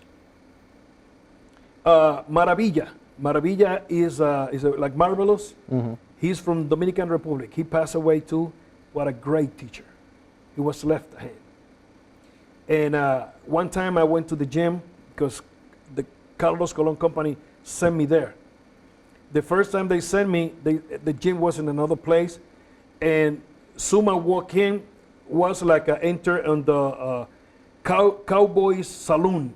Soon you open, everybody's like quiet. I look at the door, just like that. So soon I get in, all 6 members there, they stop what they doing. They doing drillers. So they stop and they look at me and say, who you? Was very kayfabe, everything. Who you? And I explain it, they send me here, blah, blah. Oh, you wrestle? I say, change. Brother, the welcome was like in jail. You want to be part of the member gang or whatever? Well, you have to go through here. So 6 guys, I was in good shape. Thank God for that. I was in good shape. I was moving, in Taekwondo, I was stretched good. In wrestling, and it was a gym by my house, and we started working hard there. So when I went to to that gym, one by one, they try to break me apart. They want to they hit me hard. They touch me. They don't try to knock me out, but was solid, super solid. The cross line was good ones. Boom, to take me down. Soon I go down because it was a drill. You have to get up and do the other ones and do the other. So from all those people, the only guy there is wrestled is me. Still, one's already passed, and the other one's still alive. But Maravilla teach me how to do the arm drive. Mm-hmm. When he teach me that, I never forget that. And these days, I see the guys doing the arm drive on the arm. And that's wrong. That's wrong. And I could explain them, right there, step by step, why it's wrong. And they're gonna be like, "Oh, makes sense." It don't make sense. That's the sense, So when I see the guys doing that all the time, I'm like, "Oh my God." Whoever teach them that, don't read the book. Don't read the book. So if you read the book, you know how to do the arm, right? The correct way. Check, I believe is Macho Man and Ricky's Dragon Steamboat. WrestleMania 3. That's the 3. Check the way they do the arm drag. Arm drag go to the neck. These kids these days go hand in hand. When you look up, where you look up? Up there, no? Or you look up here. Yeah. So when you look up and you got the first arm drag, when you get up, where you have to look for? The neck, because that's in where you hook. And that's when arm drag happen. So they go here to have more support of pulling the guy. Right. You don't have to pull the guy. I took my own bump. If you pull me and I take a bump, maybe I took a back bump and hurt my back. I take my own bump. You don't have to push me or pull me. Well, hopefully there's a lot of independent wrestlers that aspire to be in the position you've been in that are watching this right now and can get even just a couple of the little tidbits of information from Savio 101 they're getting right now. Exactly. Let I need the gimmick here and what do you mean the gimmick? The teacher's hat. Or like what Lanny Poffo used to wear? Yes, you remember. Hopefully you don't have the same special skill as Lanny, but that's all right. You know Lanny and his he's great. The self-service that he used to do on himself, but that's a different story for a different time. You talk about creativity. What about the finish of the Royal Rumble 1994? I thought it was great where you had co-winners, both falling out of the ring at the same time, Lex Luger and Bret Hart.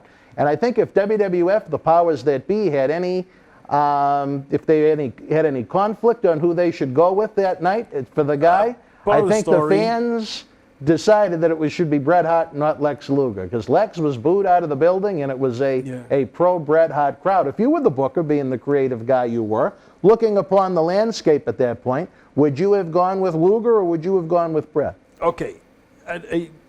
When you mentioned that, I didn't even remember it till you mentioned it. Did they did something between both? They were the co-winners. They fell out of the ring at the...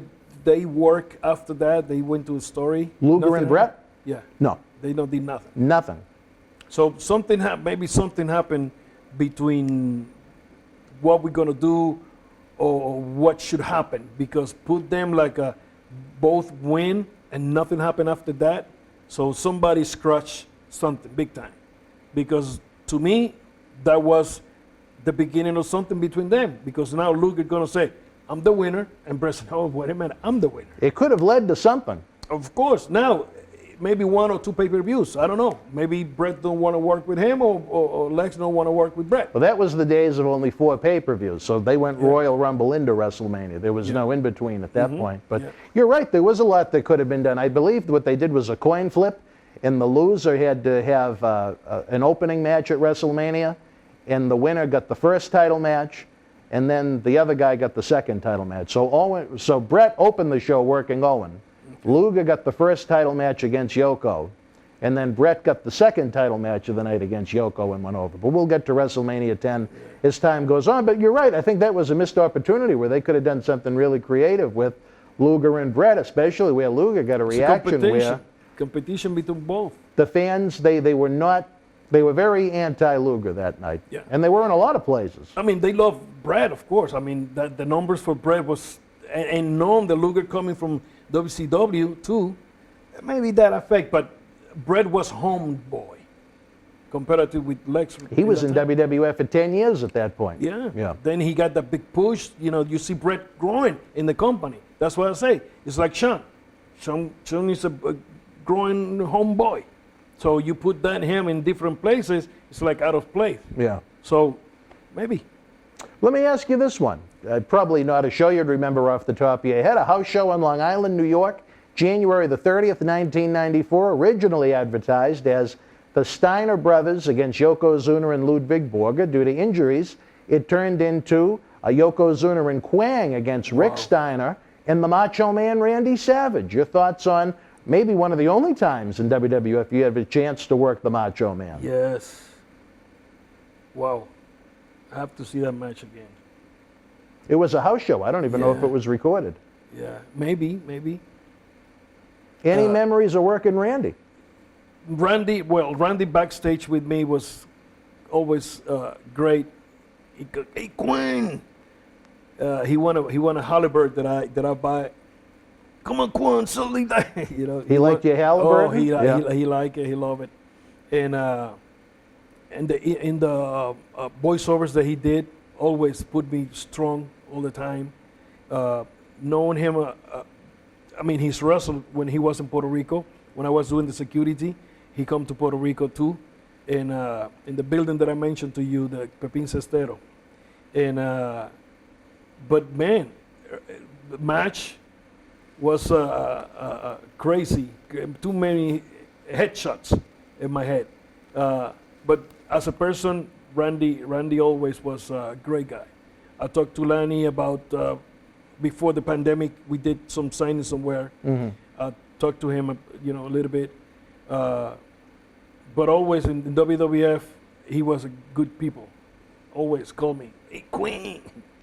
And here the day that he passed, man, I have pictures of all those guys here. Do you? I got Randy, I got now Pat, Yoko, Bammer, Fuji, Paul, Kamala. I hope you have them all backed up on something in case you ever lose the phone. I need to make another backup. Yeah. Big time. I have so many great photos here. Have the ones when we went to India to the Taj Mahal. Some great people there. Rene Goulet. Got Rene He here. just passed last year, yeah. I got Finkel here. Oh, I got almost everybody there. Flair. Wow. I mean, sorry. God bless him. Harley Race. A man that sat right in that very seat. He does before I don't have, when I started wrestling, like my favorite guy is, I love wrestling. Through the years, learning how to do the business, my three favorite is Flair, Harley, and Brody. Those are your three favorite to watch? Yes. Dusty, of course, is there, but these three guys, especially Flair and Harley, they put that work and the meaning of the value of the NWA title so high that they give him, this is the way that I see, they give to that title and the name of the company so strong, because Harley Race was like a old cowboy coming to town, and he's a Widowmaker. That's the way I saw him. He was the Widowmaker. And the work, then you got Flair coming serious to wrestle for that title, and good buddy, and he put his soul to the matches, the charisma, respect a lot Flair. I have the chance one time to wrestle a Flair in Puerto Rico, and they switched the card because I was in another story, and that story was stronger to the big show. So I missed that like this, to wrestle and have the privilege to wrestle Flair. You never got a chance to work him? No, he worked Miguel Perez Jr., the Boricua. He wrestled him in Maya West. And I was involved in another story there. But I respect, the other day when I saw him in Survivor Series, he called me Sergio. And but good to know these people, check them, and like you say before, in magazines, read this magazine, try to learn and how they do the business. I like the way everything was happening, and man, I love this business, bro. I love this business. When it's done right, there is no better form of action, excitement, simulated violence, entertainment, whatever you want to call it. There's nothing better. Let me ask you this. We just mentioned Rick Steiner a few minutes ago. Yes, the Steiner brothers had kind of a short stint in WWF, not all that successful, maybe on par with what you mentioned about Lex Luger, but any memories of Rick and Scott the Steiners? Work with them in Japan, work with them, okay. Work with them in Puerto Rico, and work with then in the WWF, of course. Great guys, strong like hell, son of a bitches. Good people. That's it. They're great people. Rick loved to both. They like to make some practical jokes. Ribbers. Yeah, ribbers. And But they're good guy. They the time that I was with them, was too long in WWF. You know, but we have good times. The match is easy. Never complain nothing. We work hard. I work Rick in Puerto Rico. We work in Japan for I believe it was New Japan. Yeah, New Japan, Inoki office. Yeah, but with them I don't have too many stories. But good people. I know they are good people. I hear something, read something about Rick the other day. I don't know if he was sick or something. Rick Steiner was He's sick? okay. I didn't hear about that. But I hear he lost a lot of weight. Well, that's too bad if it's true. No, I didn't. No? That story, he hasn't made the rounds to me yet, not to say that it's not true. Okay, I hope he's, we hate to hear that any one of the brother, guys... If you're watching this, God bless you. Hope you and brother be safe. And if you are well, be well. Stay well. Of course. February 1994, you make your first WWF European tour. What was the difference, especially in 94 when the domestic business was starting to sink and continue to sink? You'd go to Europe, and I mean, it was like a fresh coat of paint. What was the difference between working those WWF European tours and domestic events? Love going to Europe because other than love wrestling, you got a check in your mail every week. And then the travels. Love to travel. Especially when you got paid, for traveling and you're going to do something that you love to do. So I have the chance to see Rome, Italy. Have to see the Taj Mahal, India, the Big Ben in England. Japan, Hong Kong, Spain. England, German. Talking about. It's like a paid vacation to see the world. And listen, and we went to places, yes, but most of the time we are in a hotel. Because we traveling, sleeping, go to the arena, then sometimes we travel to the next place, or we stay that night in a hotel and travel next day and blah, blah, blah, Past like 2 weeks in Germany, going to Europe, different places, come back to the States, maybe 2 weeks later, come back. I did a lot of traveling. There was a lot of European tours in that era. We went sold out everywhere. Rome was bad. I remember that was bad. We went to Israel 2 times, sold out. Kuwait. Wow. South Africa. South Africa was packed. It was good. England, sold out everywhere. We went to Hong Kong for 5 days, and the only thing we did there was 1 or 2 matches, something like that. And they want us there in a hotel. Stay in a hotel, and we went to a gym, was in like a 10th floor, and they just put that gym for us. Wow. That's nice, huh? Oh, we stayed across the river right there too. Was good. Unbelievable. Wrestling fans, I'm getting that cue from the back. I'm hearing that theme song. Another episode has come. Another episode is gone. Great conversation as always. We learned a little bit about Royal Rumble 1994, some of Quang's early adventures in the WWF, now headed overseas. Only one thing we can do at this point, which is just continue the great in-depth conversation on the next episode. All right.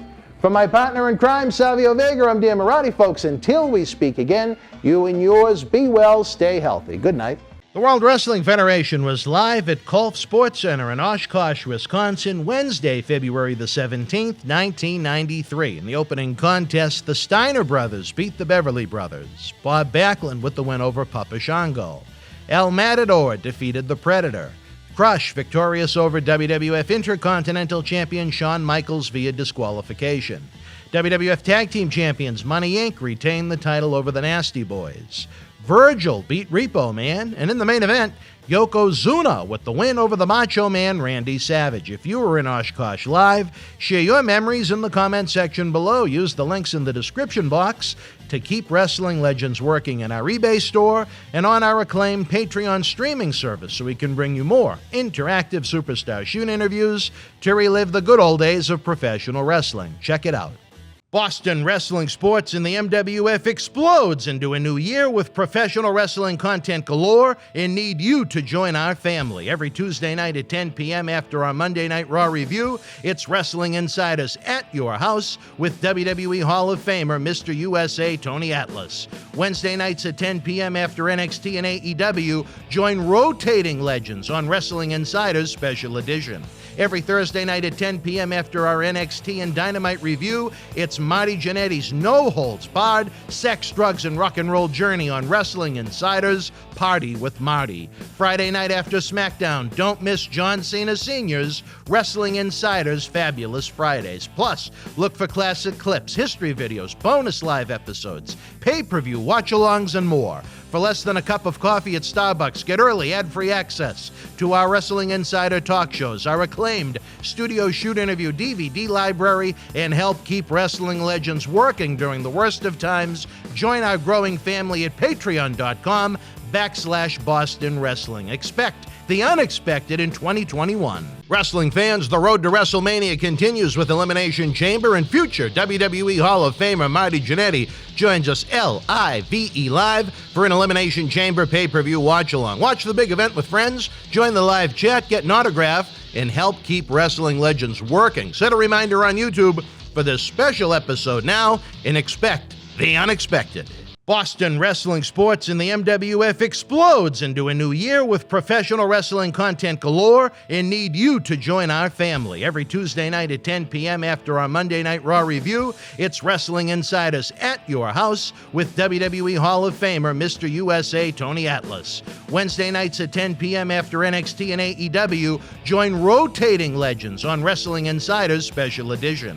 Every Thursday night at 10 p.m. after our NXT and Dynamite review, it's Marty Jannetty's no-holds-barred sex, drugs, and rock and roll journey on Wrestling Insiders Party with Marty. Friday night after SmackDown, don't miss John Cena Sr.'s Wrestling Insiders Fabulous Fridays. Plus, look for classic clips, history videos, bonus live episodes, pay-per-view watch-alongs, and more. For less than a cup of coffee at Starbucks, get early ad-free access to our Wrestling Insider talk shows, our acclaimed Studio Shoot interview DVD library, and help keep wrestling legends working during the worst of times. Join our growing family at patreon.com/Boston Wrestling. Expect the unexpected in 2021.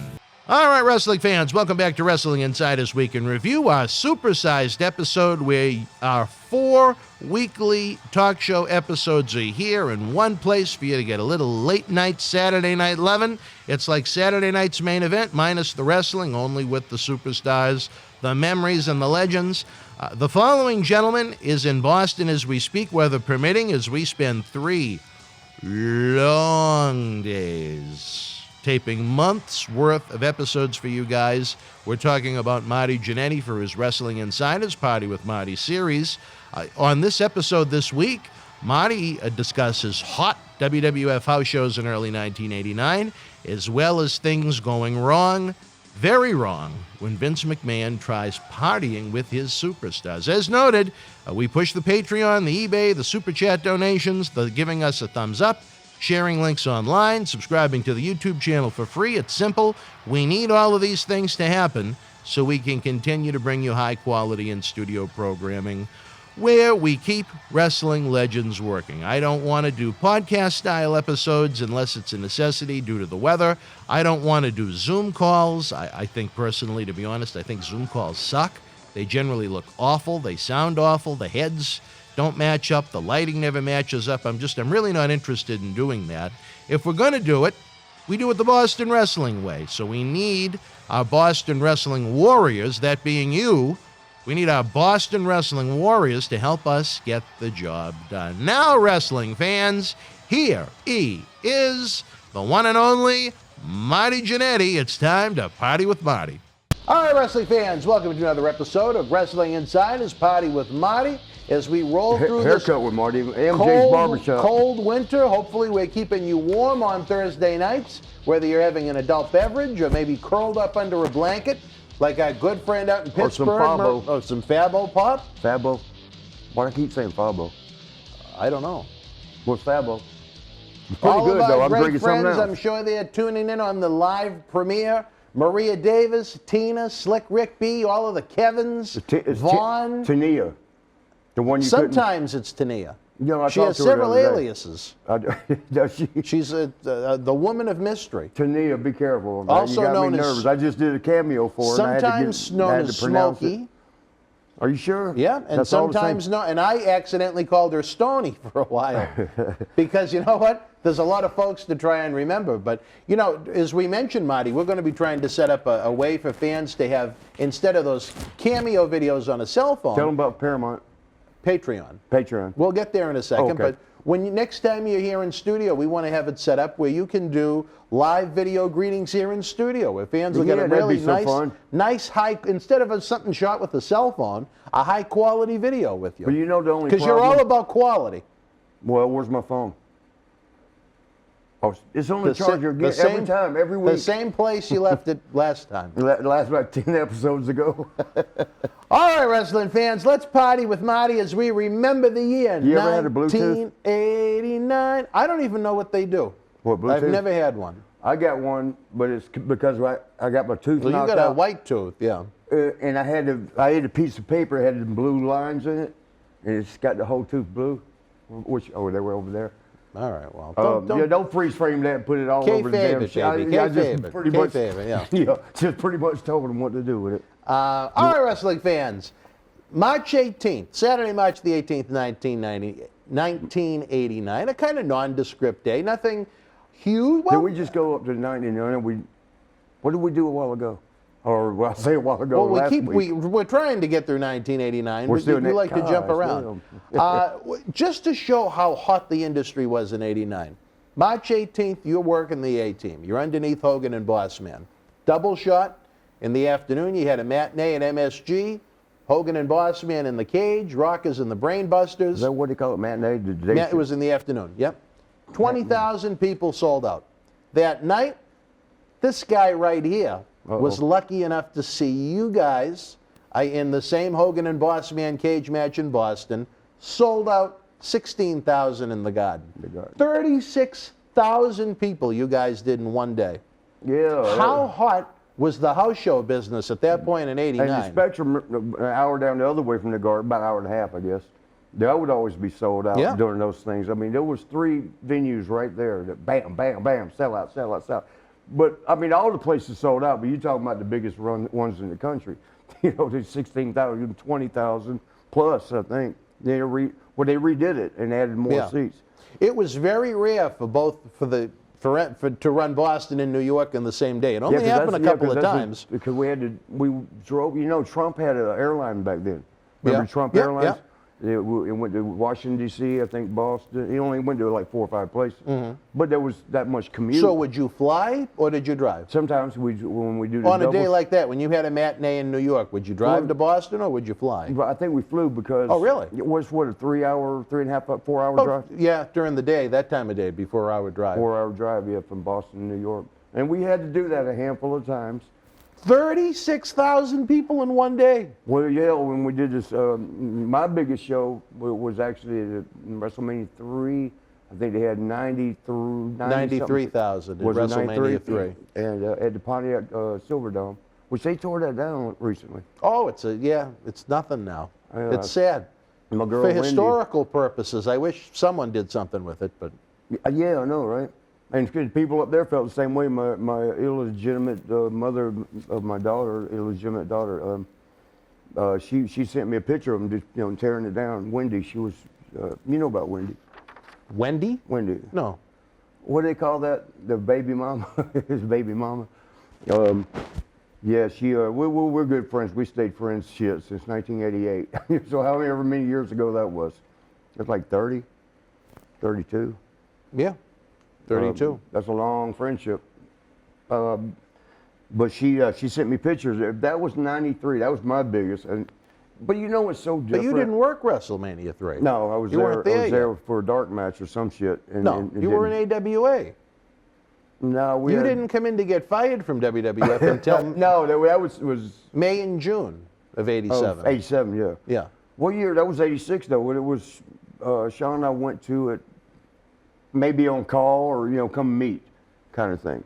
You were actually at was at the WrestleMania thing, 3? yeah, What yeah, the yeah. hell were you doing there, working for another company? Now, well, we didn't wrestle. Well, because You were just saying hi to the boys? No, or- we got an invite. But I don't remember the contracts back then. Now we're since 1990 maybe even later than that, 96ish on up. There was not to no compete, but other companies couldn't approach you while you were under contract. And I think they have that in other sports too. You Oh, couldn't- sure. I don't know what They that call calls. it tampering, yeah. Is that what it's called? Yeah. Yeah, I don't think we had that until later in the mid-90s. I don't think it was at first. So you were, even though you wrestled for AWA, you were a welcome guest at WrestleMania 3. Well, What you was got to your- remember Terry Garvin was in there, and he would. Why you say that? The captain of the cream team, Oh baby. damn, man, come on. So you were an invited guest. What was your impression of you and Sean showing up? As AWA, it wasn't dead at that point, but it certainly wasn't on fire. No, it dropped a lot. What did you think of 93,000 people at that but dome? I'm gonna tell you Okay. what's different about it. Well, our impression was like, fuck, we're McNichols Arena, which was in Denver, Yeah. our favorite place. You love Denver. Yeah, it was the last one that would stay half full, which meant like 8,000 people or something. And now we go into this place, like we're invited to come down, and it was actually we're going to get talked to, but that TV, like that pay-per-views, Vince says so busy, you ain't Yeah. gonna get The day of This is what WrestleMania? you're gonna see. He went that way, he went this way, he went under, he went up, he went over. Yeah, that's all you're gonna see of him. But it was still nice to be over and see the production. And well, actually, it was all when we came in, it was all set up. And I mean, they wasn't doing the repelling from the roof shit, and like I said, all the big guys. We just kind of seen the show. To see that many people, that's a Pontiac Silverdome. Now, did you watch it from the back? Did you try and Pretty sneak much out back. into the crowd? Or? No, No.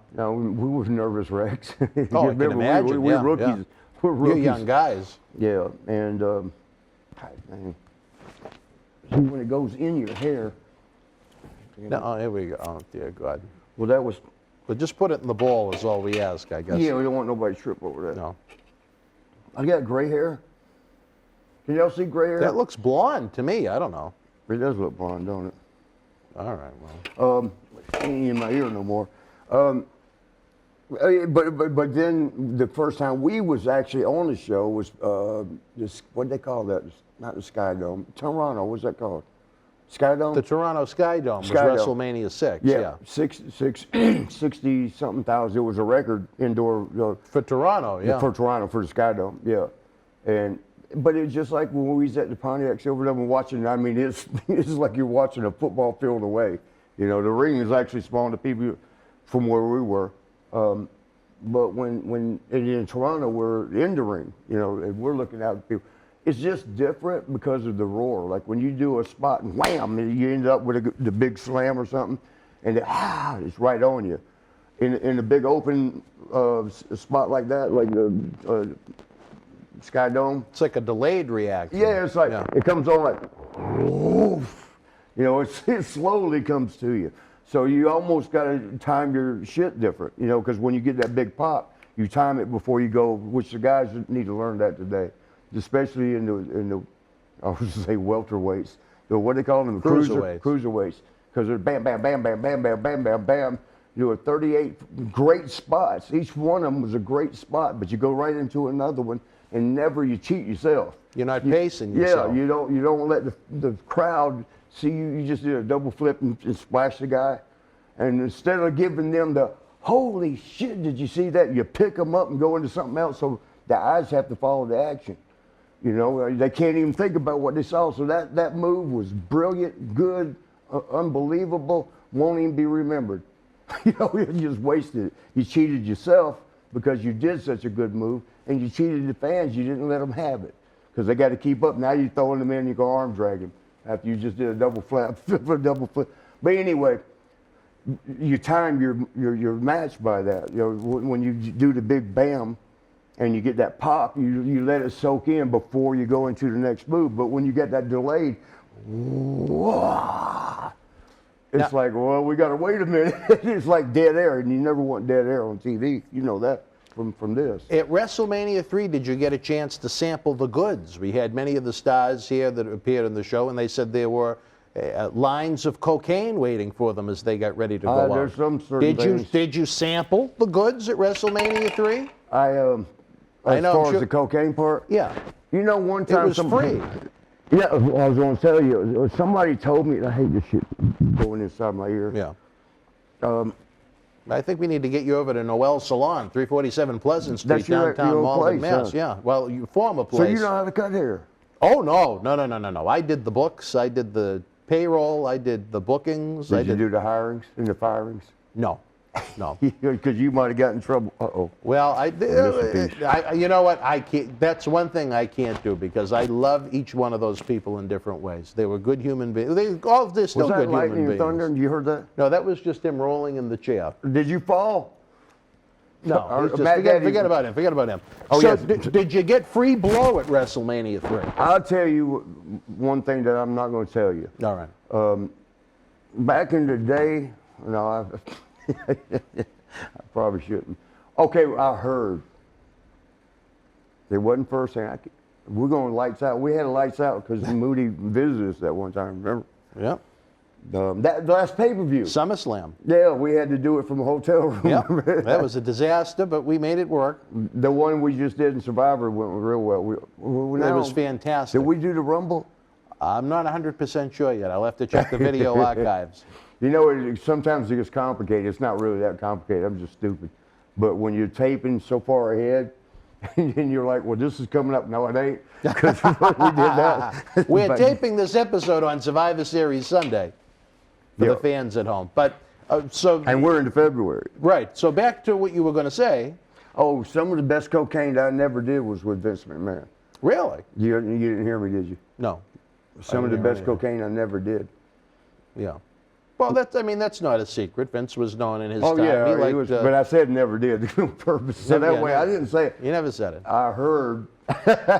Many in your seat have said the same thing. Vince, in his day, he liked the partied, medicine. You know, he was he wanted to be one of the boys. One time, and I've told this on one of the episodes previously. You know, Sean used to be a little bit, just a little, and he'd be a little cocky and arrogant. You know. Oh, wow. And the PT's was the name of a strip club there in San Antonio. And I think I've told this, you might remember. Vince, we all went to the club after it was a TV taping. And this club, PT's strip club, they catered to us. You know, like drinks, food, the girls were all like, oh, they got money, let's go over there. I mean, it was like shooting fish in a barrel. You ain't gonna miss. But yeah, it was horrible, wasn't it? I actually got a girlfriend for I think I've seen her almost every time I went to San Antonio for. Did you? Almost, for maybe a couple years. Oh, Tara. Then she went from stripping, she went into Penthouse magazine. Wow. Then got a bunch of them, and then she went to Hollywood and did good. And people change. Stardom changes people. It does. Well, sometimes, most of the time. You know, when Macho told me, the best line I'd ever heard, but it's not a line, but it's the truth. I found it because I was saying how Sean was changing, and I said, man, this getting famous part is changing Sean. He's not who he used to be. No, brother, it's not changing him at all. It's making him comfortable to be who he really is. And I thought about it, that makes sense. And then I've seen it, over the years go by. I watched somebody come in, quiet and timid, and and then you give them a little stardom. That's why Vince, very smart, tests you when you first come in. And a lot of people, should. Yeah. And you run an organization, so you know. You test them when they first come in, because if they start getting bitchy, why should I lose to him? Right. Or what are they going to do when they get up there to Steve Austin? It's even going to be worse. What you going to do now? So Vince... So let's talk. You mentioned party events in San Antonio. PT's the place, and all the boys are coming in, and everybody was in there. It was packed. That's why they catered to us, because they knew when the people around town knew that we was in town, we're going to PTs. It was going to be a busy night. Yep. We drew for them. And so after it was a TV taping, just long ass days, like 5 hours you got to be there taping. As the guys would finish, shower up, clean up, do whatever they do. Some would grab a meal first, but PTs, they go feed us there. That they'd come in the door. The way the door would open, it was like a street light, thing. And you'd open the door. It was like you see the silhouette, but you could see the person enough. And like, oh, it's Taker, or it's this guy, or it's Warlord. And you'd hear the whole club like nudging, like, it's Warlord, it's Warlord. Oh, it's Davey Boy. Oh, it's Kurt Hennig, it's Mr. Perfect. That kind of thing. Well, Sean didn't. I was already in there. I was sitting around with, I don't even remember who, Kurt Hennig and Davey Boy and Jimmy Powers. It was, all the pranksters in the place. I think, I don't remember if Owens around him, but I was always with Owen. And Owen is one of the biggest pranksters around. Oh, yeah. And God bless, rest his soul, and bless it. But so Sean comes in, after whatever, because he was living there at the time. So I guess he went by home first, then he came over, and opens the door, and everything gets quiet, because everybody's looking like, who is it, who is it, who is it? And he sees that. He's walking in, all the girls, even dancing, they're stopping and looking. And he's looking around, and he goes, he thinks it's just him, right? He don't know they did that for everybody to come through. Don't make them like this anymore, do they, girls? And everybody was like, oh. No, is this your Sean? What? That's Sean? Yeah, Sean. Okay. Yeah, don't make them like this anymore, do they, girls? Yeah, there was just a complete letdown. The whole place like, oh. But Vince was there, Pat Patterson was there. Pat Patterson was there? Yeah. What was he doing? Hoping to... Partying. But Vince... This is why he stopped going out with the boys, from what I understand. I was there for this. They, he partied. He drank a little. Medicine man. Medicine, maybe. And sometimes. Like the Scotch. Sometimes, I'm not going to say who, but sometimes the Nasty Boys would be there. And Vince's drink would get halcyons or something dropped in it. And that particular night, somebody had dropped some pills in his drink. And actually, it happened twice. The China Club in New York was the one that ended it all. It was bad. But this time, it wasn't as bad. I think China Club was, because it happened to him the second time, he said, no more partying with the boys. But he got so lit that he was letting guys do their finish on him. Like, who did the sharpshooter? Brett did the sharpshooter on him one time. Bro Warrior Hawk, that's who I was sitting there with, was with Hawk. And Animal wasn't there, but Hawk had did somebody. The clothesline off the stage, yeah, right? Yeah, he got a clothesline, Vince, and he almost didn't flip all the way on the dance floor. Is that on the dance floor? The whole place is going crazy. Yeah, popping. Yeah. And meanwhile, Kurt was like, keep him here. Kurt Hennig, Mr. Perfect, keep him here for a little bit. And like, me? Why? Just keep him here. Like, oh, all right. Whatever that, is going to entail, what I got to do. But it was okay because Vince didn't try to leave. He stayed and he partied with us. But evidently, when he got back to his room, I guess Kurt had the room right next to him. So he knew exactly where Vince was, and he had to, from what I understand, I wasn't there to see it, he had to step over, like the balcony, it's like it was like outward thing. And reach over to the other balcony and go in that way and go in the sliding glass doors to go in Vince's room. Vince came back that night and somebody had shit in his bag and cut his shit up and did all this stuff. They even shit in Vince's bag. Oh, huh? Nobody was. I've never heard that before. Yeah, that was San Antonio. Wow, what a next morning it must have been for Vince to open up his bag. Well, he got upset because he couldn't understand, because they had the door was locked.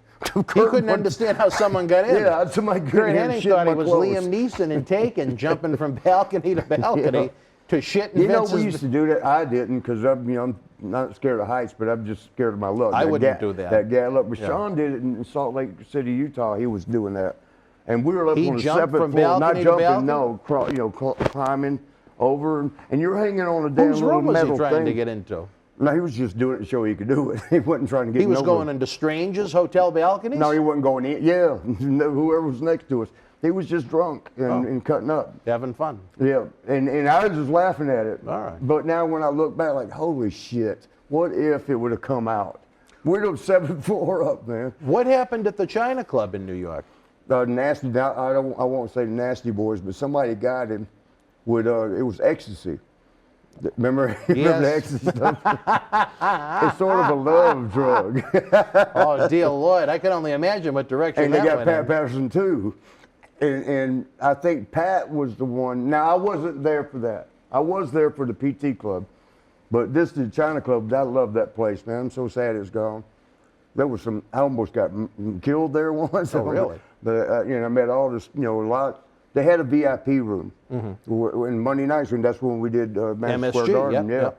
And the celebrities, local, you know, whoever was in town, VIP Club was where to go because it was other VIPs, the celebrities. It is just hard to be out in the crowd, you know. Yeah, it makes sense. You know, because everybody's, you know, you're like this, like, yeah, can I get my drink? And, you know, stuff like that. But, you know, you ain't got to worry with that when it's all the celebrities types. So that's where I met Janet Jackson, who was my dad. Oh, really? Yeah. I'm trying to think who else. Mariah Carey, who I think threw up on herself that night. Oh, jeez. TLC, one of them died, Lisa. But we was. Did you have any relations with them? Was Did you have any relations at the China Club? Huh? Did you have any relations at the China Club? Like what do you mean? Well, physicality. I ain't gonna get into that though. Janet Jackson, did you have a little Rhythm Nation or what? I was disappointed more times than I was happy. Just say it that way. Leave it at that.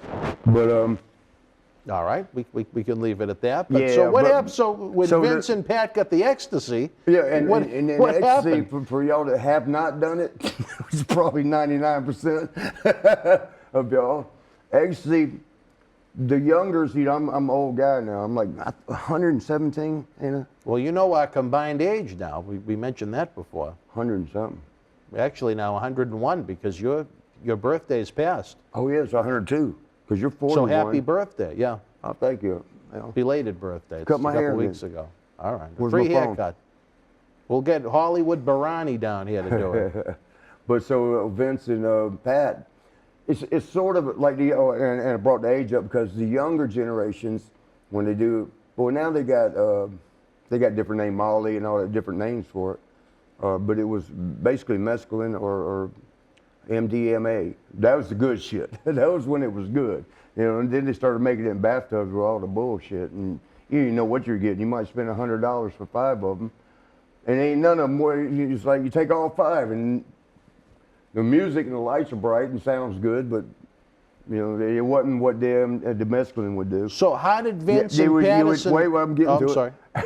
and you could tell when you walked in the ecstasy bar, because everybody's like this. Oh, how are you doing? And the younger ones, they love the raves, you know, with the glow lights and the music, the music. Yeah.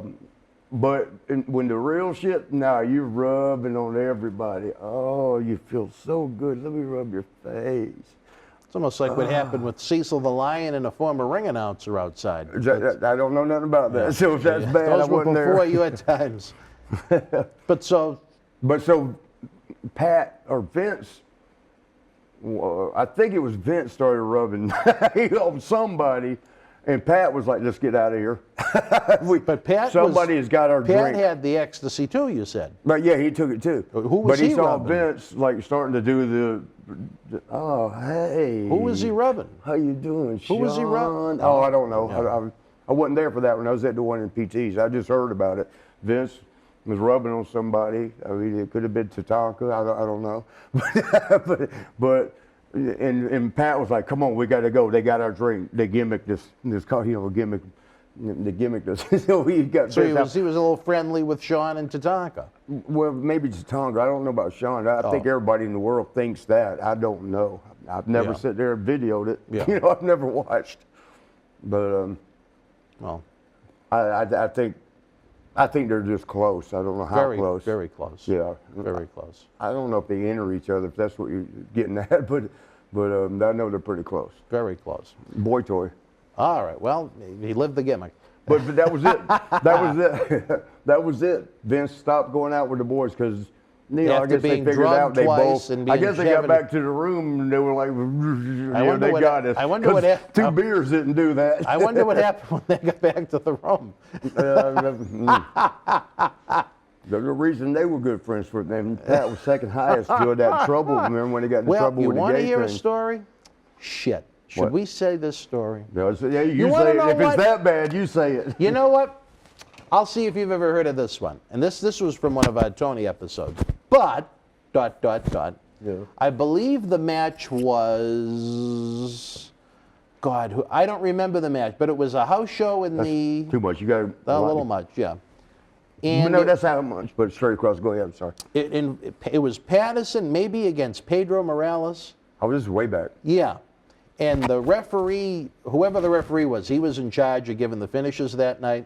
Tony was booked on the show and he overheard it. And for some reason, they were confused about something and they needed to reach out to Vince. So the referee said, okay, he gave me his number to reach him in case of to reach Vince in case of an emergency. Yeah. Well, the number happened to be Patterson's home. And Patterson snapped. He said, fuck, he's with Louie again. Vince? Yeah. About Vince? Vince was the number. Louie was his. Yes. Vince was at Patterson's home with Louie while Patterson was working the house show. So they had a trio going on. I don't know, but. Yeah, I called, you know, Pat and Louie were, everybody knows. Oh, yeah, yeah. They were in a relationship. Forever, a long time. They were almost faithful to each other. But, almost, yeah. But, yeah, I called from Europe. I think I've told this on a previous episode. Y'all got to start watching, man, because some stories... Catch up in the archives if you've missed any. Yes, some stories come out that shouldn't be coming out, but that happens a lot. That's why there's a lot of extra kids in the world.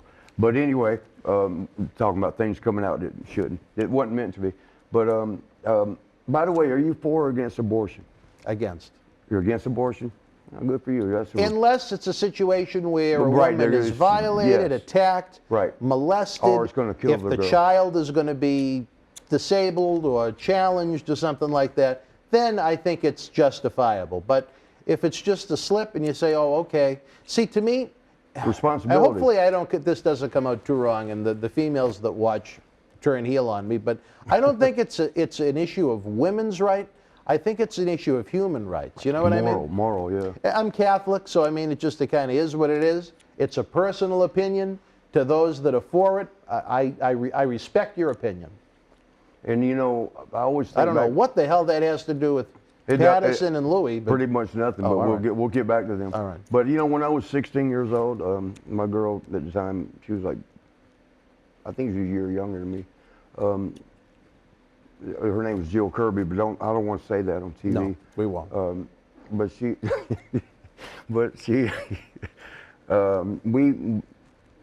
We thought she was pregnant once, and I'm 16, and you know, I'm just getting. That's tough. Yeah, and I'm thinking, man, this is going to change everything. And you know, I never really ever like used condoms because it don't feel the same. It just don't feel the same. Man. And a little extra money. And I always figured, you know, I didn't find out until later in life that there's seepage, you know, and that little bit of seepage. Because when you blast a whole thing, it's a whole bunch of stuff. You don't think that even seepage, like a little drop, yep, there's 1,000 sperm. Why are we talking? That's why Annie always felt safe. She never had to worry about. But she put that cellophane over the Saran wrap. Saran, is that what it's called? And when she would into somebody's butthole, she didn't have to taste the shit because she had, man, this is getting X-rated and ugly. So back to what I was saying, we thought, me and her, you know, I think she was a year younger and I was 16, so she was real young. And that can't be statutory rape if you're underage too, can it? If you're both underage, I don't think so, no. Yeah. But so we thought, I don't know why we thought, I think she was starting to pooch or something, and she didn't have a period. And I guess when girls miss a month or something, I don't know how it works. I've never been a girl yet, but we thought, what if you are? What do we do? What do we do? We started considering abortion. Yeah. You know, it's a tough decision. I mean, you're looking at 2 teenage kids. That's tough. Yeah, and you know, we But got to the me, I whole would say, life. you know what? Adoption. And But- you know, to me, if you want to have a kid, and then one day you come up pregnant, yay. But if you're just if you're just having sex, you know, to enjoy sex, because it's kind of good, according to your partner. You know, sometimes I think I've had bad sex maybe twice. No, all right. I mean, because you can take any lame ass starfish. You know what the starfish fuck is when they just lay there like a starfish. You got the 5 points. Starfish, it's up to you as a guy. You got to yank them legs around. Man, this has turned into an X-rated show. But so I'm always. I remember how I felt at 16, thinking abortion because the kid was not intended. So it's like, don't bring a kid in the world. We ain't go. I'm 16, she's 15. I'm working at a bowling alley. She's not working at all. How we gonna feed it? You know, of course the parents will probably take care, or they might say, get the hell out of here. Mine wouldn't, because you know they were different than most people.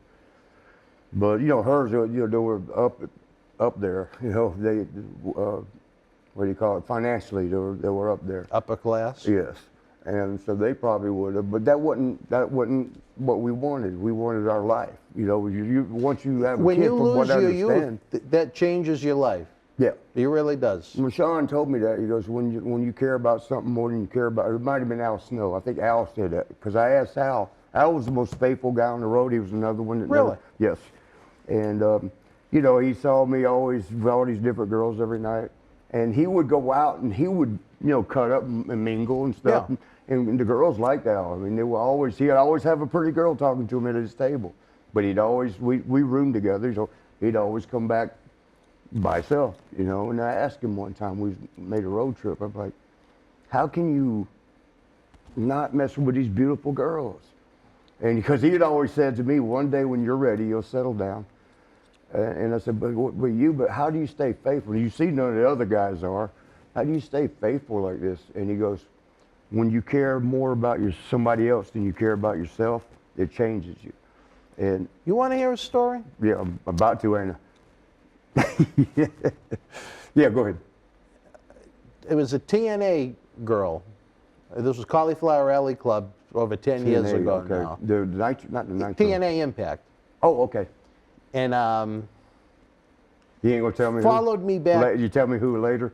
Because I know a bunch of them. Because we spent the night at the Cauliflower Alley Club. There's a TGI Fridays, and they kind of have an area set aside in the casino for the wrestling people when they're in town. Right. They can have a little privacy. Yeah. And superstar Billy Graham was there trying to hustle them for the week, and What do you mean by that, though? he's always hustling, you know him. I mean, I love Billy, he should have man. died about 15 times, but I don't know. He cheated life, or I he don't know how cheated many death. liver transplants he's had, but He has whatever. had a few of those. Billy, and actually, I had a little heat. Still have a little heat with Billy, Well, but you that's got a some different more story now. for a different time. But no, Billy, no. Well, Billy was trying to. By the time I'm done here, I won't need a haircut. All right. Billy was very flirtatious with. I don't know if. You talking about Superstar? Yeah, I don't know if it was transgender or not, but Uh-oh. they wound up being, later in the year, they wound up being stranded in Boston because of Billy, and not expecting it. They had to stay. Cold as hell She there had in to the stay at John Cena Sr.'s house. Oh, for real? Because there was nowhere else for her to go. But that's for the story for the book. But anyway, so this, and I'm talking, I don't think I am much of a magnet Playboy? for women. I'm not much of a playboy. But you know what? At the end of the night, we were all. If you would get that, so you got another one shooting a tarantula leg. No, it's something down here. It looks like a big ass tarantula who crawled up there and made a party. Here we go. All right. Oh, you got it. All right. Thank you. I don't know if Thank y'all you. can see that, but Thank you. Yes, Thank they had one with hanging out his nose about this long. So anyway, no, we all left as a group, probably 10, 12 of us, all going up the elevator. Yeah. So by the time we were getting towards the top, it was just me and this woman. And we were talking, blah, blah, blah, Annie? blah. Oh, please, no, I'm talking, this was quality. Oh, So she's holding the door open, talking to the elevator, blah, blah, blah. So it was nice to talk to you. You know, good night. Then she walks out and the elevator door closes. So I'm like, So I said, we still keep talking and I'm a little confused. Yeah, what just happened? What the hell just So happened? we're going down the hall, continuing to go towards my room. And I'm like, what the fuck? So I knew where How this did was this happen? going. I knew where this was going. And I got 2 doors away. And I said, you know what? This could have been the adventure of a lifetime. But at that point, back in Boston was the lovely, blue-eyed, blonde-haired Linda Marotti. Oh, okay. And 2 doors away, I said, it was really nice to talk to you. Maybe we can have you up for a show sometime. I got to pack and get ready for my flight. You put that security blanket, like maybe later. Insurance plan, as I call it. But you know what, though? You want to know why I know I made the right decision? That's the insurance. Because about a half an hour later, because you made the right decision. It was probably 5:30 in Vegas, so it was morning back here. Right. Linda and the kids called while really? they were having breakfast. So imagine how bad I would have felt. She didn't normally do that? Huh? She didn't normally call you like early like that? You're Linda, talking about Linda. Well, it was just the time difference because I was getting ready to go to bed, and she was getting ready. They were having breakfast at school to get the kid ready for school. And how bad would I have felt as a person if you was laying there? If I was banging some wrestling woman. I'm gonna make you feel better. While her and the kids were calling me on the phone to say good night. You know what I mean? I'm gonna make you feel better about that. Thank you. What do we got? It's more than one time I've been in the room with a tag team partner, or even a friend sometimes, because this happened more than once. A lot of the guys have to call home that night and say good night, after the show. I guess, that's what married people do. I ain't never been married. I was once for 4 days, but I got it annulled though. Good. But so I've never been married, but the married people, I guess you call, even boyfriend and girlfriend. I used to call Ray Lynn once in a while, like if we had 10. I was trying to save money back then to party with. You wanted to get high, not talk on the phone, yeah. Yeah, but I'd call her and check in. Are you safe? Are you safe? Yeah, everything's good. But married people or closer people would every night. You're supposed to call home, and some of the guys would sometimes we're rooming together. And I'm thinking of one time in particular, but I don't want to say who it was. It was a tag team partner. I'll just give y'all that. All right. I can almost go as far as saying the first name because I had a couple of them. Yeah. So it was a Sean, but I'm not saying it was Sean. Right. Wait a minute. One was single. I can't tell the story now. You can figure it out. It might have been somebody else, like the Barbarian story. It might have been somebody else. It could have been someone else. But potentially called home and just say goodnight while they're pumping, while they're on top pumping away. Hey, honey, I love you. I'm sleepy. I'm going to bed. While the rat me being was single, I in the room. can't, relate to that because I'm thinking that's dirty as shit. You called your wife while you're fucking another girl and tell her you love her? He was actually in her? On top pumping away, bro. I mean, she would have asked, what's that I hear dueling bed springs in the background? What's that about? He'd have had to come up with an answer. But, now, I have to ask you this, was he drunk or high? Or? No. That's pushing the limits a little bit to call while the rat is actually in the room. I don't think it was a rat. The rats room, usually you find at arenas. That's why they call them arena rats. Yeah. This was found at a strip club. Oh, okay. So this was a more quality piece. Well, yeah. Wasn't those garbage rats? There were wasn't those garbage arena rats. This was a quality one. Some of them rats spiffied up when they come down to. Oh, they sure would. Just the aroma of the perfume. My God. Topeka Patty was the worst. She was a sweetheart girl. Yeah. She was a Bozak, though. When Sean, I forgot. I was going to say this is before he's married, but he's got family now, so you don't want to do that. Well, that's all right. Everybody had a life before they were married. Right, but I don't want to tell it because of wife and kids now. So I was just finish up on what we was at. There was more than once. I actually seen girls call while they're getting hammered, call home and say, I'll be home in a little while. Yeah, I got stuck in traffic, yada, yada, yada. And I love you. That's what got me the most. They're getting fucked and they're saying to the person at home, I love you. What the fuck? Judy Martin. Who? Judy Martin. What'd she do? No, was that who you're talking about? No. No, all right. No, it was a dancer. It was a dancer? Yeah. Exotic. A WWF dancer? What are you talking about? You lost me there. You're talking about women that were with the wrestlers would call their home to talk. I see what the you're saying. women will call sometimes too. I mean, not only did the guys do that. So when this former tag team partner of yours was laying it in, feel so much better about myself that at least I'm not that bad. So that's why I was telling you, so you don't feel bad about thinking about it that night. Temptation. I'll tell you this. I'll be very honest. It was very tempting, but you know what? It's almost like what Al said to you. I cared much more about her. Right. I cared much more about those kids in that family structure than I did getting off. Yeah. That's all it is. Yeah, because the next morning, like a couple times in Africa, they didn't tell me ahead of time they wanted money to come. The women? Yeah. So the next day when I'm leaving, they wanted to pay it. Yeah, I'm like, you didn't tell me that. I thought we hooked up. Oh, you have to pay. And I'm like, you had that different money, like African money. It'd be a 500 on it. It's only like a few dollars, American. But they wanted it. Yeah.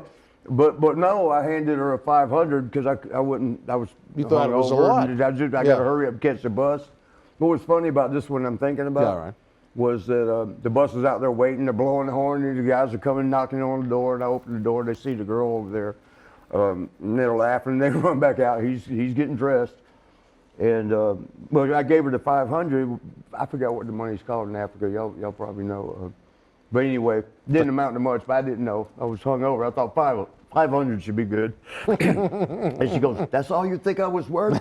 I was like, "You take it. Well, give it back then. You don't want it." And I left. And then Jake's coming out, and I'm sweating. I'm hurrying. And he's laughing. He's like, "What's going on, brother?" I'm like, "Look in the door." And he went in there. And Jake didn't make the bus. Oh, no. Jake went in and violated the woman with Damien, or was with his own snake? I don't know. I don't think he had Damien with him. I didn't see the bag. I don't remember. So but Jake went and finished? Yeah, he had to come way later. He didn't make the bus. He got the sloppy seconds. Well, that's all But right. he didn't even bother him. He didn't care. No, that's all right. Well, when you have no taste and no class, I guess sometimes. I got class. You do, yes. Oh, that's in high school. Well, that's what Annie used to say, remember? I got class. I got class, baby. I'm not like those other whores. Can we take a Flomax break? Well, you know what? We're just getting ready to wrap up. So, wrestling fans, this was a very, very short episode about 1989. No, it's probably the right thing. We talked about marriage. We talked about life on the road. Next week, we're going to talk WrestleMania 5, a big one from Atlantic City, New Jersey. He's going to take the Flomax break. For all our friends here in the chat, thank you for joining us. Remember, the Super Chat is open. Send us a tip of any size. We appreciate it. And go to It Paramount. helps keeps the light on. He says it wrong again. What is it? Patreon.com/Boston Wrestling. For the price of a Starbucks coffee, get early ad-free access to all of these great talk shows, plus our studio shoot interview DVD library, and help keep the wrestling legends working on eBay. All of this great merchandise is for sale, just about everything except for me and Marty. So check it out. Some great things are happening. Our talk show series continue each and every week. And for Marty Jannetty, I'm Dan Marotti. Until we speak again, we ask you to be well, stay healthy, and join us next week. Good night. Good night. Yeah. The World Wrestling Federation was live at the Rosemont Horizon in Chicago, Illinois, Friday, February the 18th, 1994. In the opening contest, Owen Hart beat Jim Powers. WWF Tag Team Champions, the Quebecers, retained the titles over the Smokin' Guns. WWF Women's Champion, Alundra Blaze, retained the title over Heidi Lee Morgan. Bret Hitman Hart victorious over IRS. WWF World Champion Yokozuna retained the title over Tatanka. Jeff Jarrett defeated Bob Backlund. Macho Man Randy Savage and Lex Luger with the win over Crush and Quang. And WWF Intercontinental Champion Razor Ramon retained the title over Shawn Michaels. If you're in Chicago Live, share your memories in the comment section below. Use the links in the description box to keep wrestling legends working in our eBay store and on our acclaimed Patreon streaming service so we can bring you more interactive superstar shoot interviews to relive the good old days of professional wrestling. Check it out. Boston wrestling sports in the MWF explodes into a new year with professional wrestling content galore and need you to join our family. Every Tuesday night at 10 p.m. after our Monday Night Raw review, it's Wrestling Insiders at your house with WWE Hall of Famer Mr. USA Tony Atlas. Wednesday nights at 10 p.m. after NXT and AEW, join rotating legends on Wrestling Insiders Special Edition. Every Thursday night at 10 p.m. after our NXT and Dynamite review, it's Marty Jannetty's no-holds-barred sex, drugs, and rock and roll journey on Wrestling Insiders Party with Marty. Friday night after SmackDown, don't miss John Cena Sr.'s Wrestling Insiders Fabulous Fridays. Plus, look for classic clips, history videos, bonus live episodes, pay-per-view watch-alongs, and more. For less than a cup of coffee at Starbucks, get early ad-free access to our Wrestling Insider talk shows, our acclaimed studio shoot interview DVD library, and help keep wrestling legends working during the worst of times. Join our growing family at patreon.com/Boston Wrestling. Expect the unexpected in 2021. Wrestling fans around the corner, around the world, I'm Dan Marty. And I'm Mr. USA WWE Hall of Famer Tony Atlas. The road to WrestleMania has begun. Wrestling fans are looking to add to their man caves. You got to see what we have in the eBay store. Check it out. Support Wrestling Insiders and keep wrestling legends working on eBay. Get this limited edition WWE NXT Johnny Gargano personally autographed 11x14 comic book style poster, a great addition to the collection of any Johnny Wrestling or NXT fan direct from WWE. Also comes with a mystery autographed 8x10 photo and an on-air shout-out from WWE Hall of Famer Mr. USA Tony Atlas on Wrestling Insiders at your house. Get it now. Boston wrestling sports in the MWF explodes into a new year with professional wrestling content galore and need you to join our family. Every Tuesday night at 10 p.m. after our Monday Night Raw review, it's Wrestling Insiders at your house with WWE Hall of Famer Mr. USA Tony Atlas. Wednesday nights at 10 p.m. after NXT and AEW, join rotating legends on Wrestling Insiders Special Edition. Every Thursday night at 10 p.m. after our NXT and Dynamite review, it's Marty Jannetty's no-holds-barred sex, drugs, and rock and roll journey on Wrestling Insiders Party with Marty. Friday night after SmackDown, don't miss John Cena Sr.'s Wrestling Insiders Fabulous Fridays. Plus, look for classic clips, history videos, bonus live episodes, pay-per-view watch-alongs, and more. For less than a cup of coffee at Starbucks, get early ad-free access to our Wrestling Insider talk shows, our acclaimed studio shoot interview DVD library, and help keep wrestling legends working during the worst of times. Join our growing family at patreon.com/Boston Wrestling. Expect the unexpected in 2021. All right, wrestling fans, another wild episode with Marty. Again, don't forget he'll be with us for Elimination Chamber, weather permitting, live tomorrow night, interacting with all of you and doing a cyber autograph signing to help us keep the lights on and keep wrestling legends working. Finally, the fourth and final episode on Wrestling Insiders Week in Review, our longtime frenemy, John Cena Sr. is back with his weekly post-SmackDown Wrestling Insiders Fabulous Fridays. This week, Johnny isn't in studio, though. Here I was complaining about podcast-style episodes. To try and beat the cold, Johnny and a woman with the initial M actually went to Cancun, to the Cena Complex down in Cancun, Mexico. I was not invited, believe it or not. Right now, let's check out Johnny's unique perspective on the world of professional wrestling. We discussed the passing of Butch Reed, WWE Network headed to Peacock, and so much more. Here he is, John Cena Sr. All right, wrestling fans, here he is, the dapper, the debonair, Mr. John Cena Sr. We've seen the Jets itinerary. He escaped the cold, he escaped the snow, and he's down in Cancun. So we don't even have him in studio this week. I don't know about you guys, but it's warm and beautiful. A lot of bikini-clad young ladies down here. Got that pina colada, the ocean. It's beautiful. I understand you're in for more snow. Have fun. You, Marty Jannetty. Hi, Marty. It's always an honor, my friend.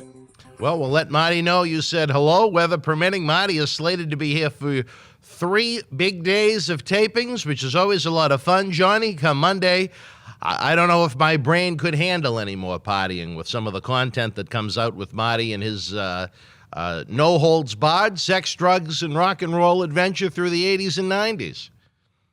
Well, you just got to remember, Marty is a wealth of knowledge. And he is a wise sage at that. Type of knowledge you're looking for, but let me tell you something. If you're looking for a straight shooter, somebody's going to tell you like it is, and the way it was. There's nobody smarter than Marty. Well, let me tell you this, Johnny. When some of the crack staff here at the studio was looking at the manifesto for the flight to go down to Cancun out of Boston, there was a female passenger listed only by the initial M. So the question came up, did it stand for Moniece or did it stand for Margot? I would have thought just by my private jet, because that's the only way I fly. I would have thought that I would have had booked Moniece for that flight. Just Moniece. Just Moniece. I know that WWE is chomping at the bit to have me and Miss Lago back together, but I don't think that's ever going to happen. Well, I'm still waiting for the bedroom scene on Ms. and Mrs. You're going to wait a long time for that one, Mike. All right, Johnny, a lot to catch up on in the world of professional wrestling. We hate to kick off with the negative, but we lost another member of the Brotherhood recently, within the past week. The natural Butch Reed, Johnny, probably best known to WWE, WWF fans from his 1986 through 1988 run within the company. But earlier in the 80s, one of the top superstars in the entire industry when he wrestled as Bruce Reed. Well, sadly missed. I saw a lot of that man when I watched TV. He made a big impression on the fans. He was one of those, if you take a look at his persona, one of those no BS, I'm here to wrestle and I'm here to take on any and all comers. Nice gentleman, but in the ring, all business. I don't think I ever had a chance to meet Butch Reed. I'll tell you this, I would have loved to have had him in the studio to hear some of his stories and his memories. And unfortunately, like so many, Johnny, we'll never have a chance to document them. And that continues, that always makes me sad. Tony Atlas could fill you in on Butch Reed, I'm sure. Tony Atlas could fill you in on just about anything known to mankind. And I know, even though you're in Cancun, you are looking forward this Sunday to the re-debut of the podcast-style Atlas World News program. Tony's look at politics, current events. It's going to make for an interesting happening. It has nothing to do with professional wrestling. I continue to stress that to anyone listening. If you are expecting pro wrestling, do not listen. If you are easily annoyed or feel divisive as a result of politics or religion or subjects of those natures, do not listen. It has nothing to do with professional wrestling. It's a platform to let Tony share his own personal opinions on the world going on around us. And some may agree, some may disagree. So it's not created to create conflict. It's just created to give Tony a platform to just talk a little more. I will tell you this. Having done a lot of work with Mr. Atlas, I am always impressed by his knowledge of politics and the world. I tell any fan, I understand what you've just said, but you know what? Why don't you give it a listen? You can always agree to disagree, but we can always still be friends. I think it's worth a listen. Well, he said he would not let the new First Lady Jill Biden walk on him, if you want a spoiler from the program, but that's about all we'll give away right now. He said her feet were too small. All right. Well, Butch Reed, though, Johnny, if you want to play almost the game, The Seven Shades of Kevin Bacon, back in 1986, when Tony Atlas continued to do job after job after job in WWF, including some on television, he walked out of a TV taping prior to what was booked to be a loss to Hercules Hernandez. And Vince McMahon actually went out into the car and brought him back into the building and had a private talk with him. He said, since we brought you back, you've been good. You haven't no-showed. What we want to do is we want to dye your hair blonde, turn you heel. He explained some of the other creative ideas they had. But unfortunately, George the Animal Steele, who I like an awful lot as a talent, and when we worked with him here in Boston Wrestling, the MWF, he almost had the cup to the door, so to speak. And he overheard that Tony had bolted on doing a job and then was being promised this big push from Vince McMahon, including a potential intercontinental title run. And once Vince realized that Steele heard the whole thing, he realized that it was a situation that could not come to fruition because, as you and I both know, that if one person does that, balks at doing a job, runs out to the car, and they bring him back in, then they promise him the world in order to do the job, everybody's going to want to do that. So unfortunately, due to the nature of that beast, Tony was out of a plum position and very soon out of the World Wrestling Federation. And then, funny enough, just a couple of months later in 1986, WWF hires Butch Reed and Slick from the Kansas City territory. And what do? They dye Butch Reed's hair blonde. And in June of 1987, because of the very odd circumstances where Ricky the Dragon Steamboat won the Intercontinental Championship from the Macho Man Randy Savage in one of the true classics in WWE history, just a couple of months after winning the title, all of a sudden Ricky Steamboat wants to take time off, which I wasn't around then. I've never sat down with Ricky and talked to him about it. But, after you win the title in front of 93,000 people at the Pontiac Silverdome at WrestleMania 3, my expectation would be I'd be hitting the road pretty hard schedule-wise, not trying to take months of time off. Wow. My thoughts on that are, I guess, pretty simple. Yes. You got one guy that was promised the world, somebody overhears it, you're correcting what you say. If you're going to offer me the candy bar, you got to offer it to somebody else who's doing what you want when you want. It's unfortunate that Tony never got the break he should have gotten in WWF, WWE. I think to bring Butch Reed in and dye his hair blonde, you know what? I'm sorry. I just don't go with that. Really? I don't know. Yeah, I have no idea why that was even brought into play, why you would do that to a man of his stature and ability. I just don't know. Why does it make him different than anybody else because his hair is blonde? I'm not in favor of that. I never have been, never will be. Butch Reed, I was around, obviously. I watched a lot of Butch Reed on TV. I never had the opportunity to meet him one-on-one. As yourself, I wish I would have had that opportunity. But I will tell you, just look at the way the man performed. Look at the way he performed. I don't know what the idea of the blonde hair was. No idea. Well, fast forward a few months to mid-1987 again. Ricky Steamboat all of a sudden wants to take time off. So Vince says, we'll give you all the time off you want, but we're going to take that Intercontinental Championship title back. The plan at an early June 1987 TV taping was to have Butch Reed win the championship from Ricky the Dragon Steamboat. But Butch had some issues with no-shows. I don't know if the schedule was too much for him compared to some of the NWA territories that he worked, but you know what no-shows are like in the King of Sports Professional Wrestling. That is a no-no, Johnny. And as a result, the Honky Tonk Man went on to defeat Ricky Steamboat to win the Intercontinental title for what is still the longest reigning championship run in Intercontinental title history.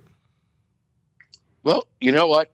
The Honky Tonk Man, I'm chuckling because I really enjoy watching him in that ring.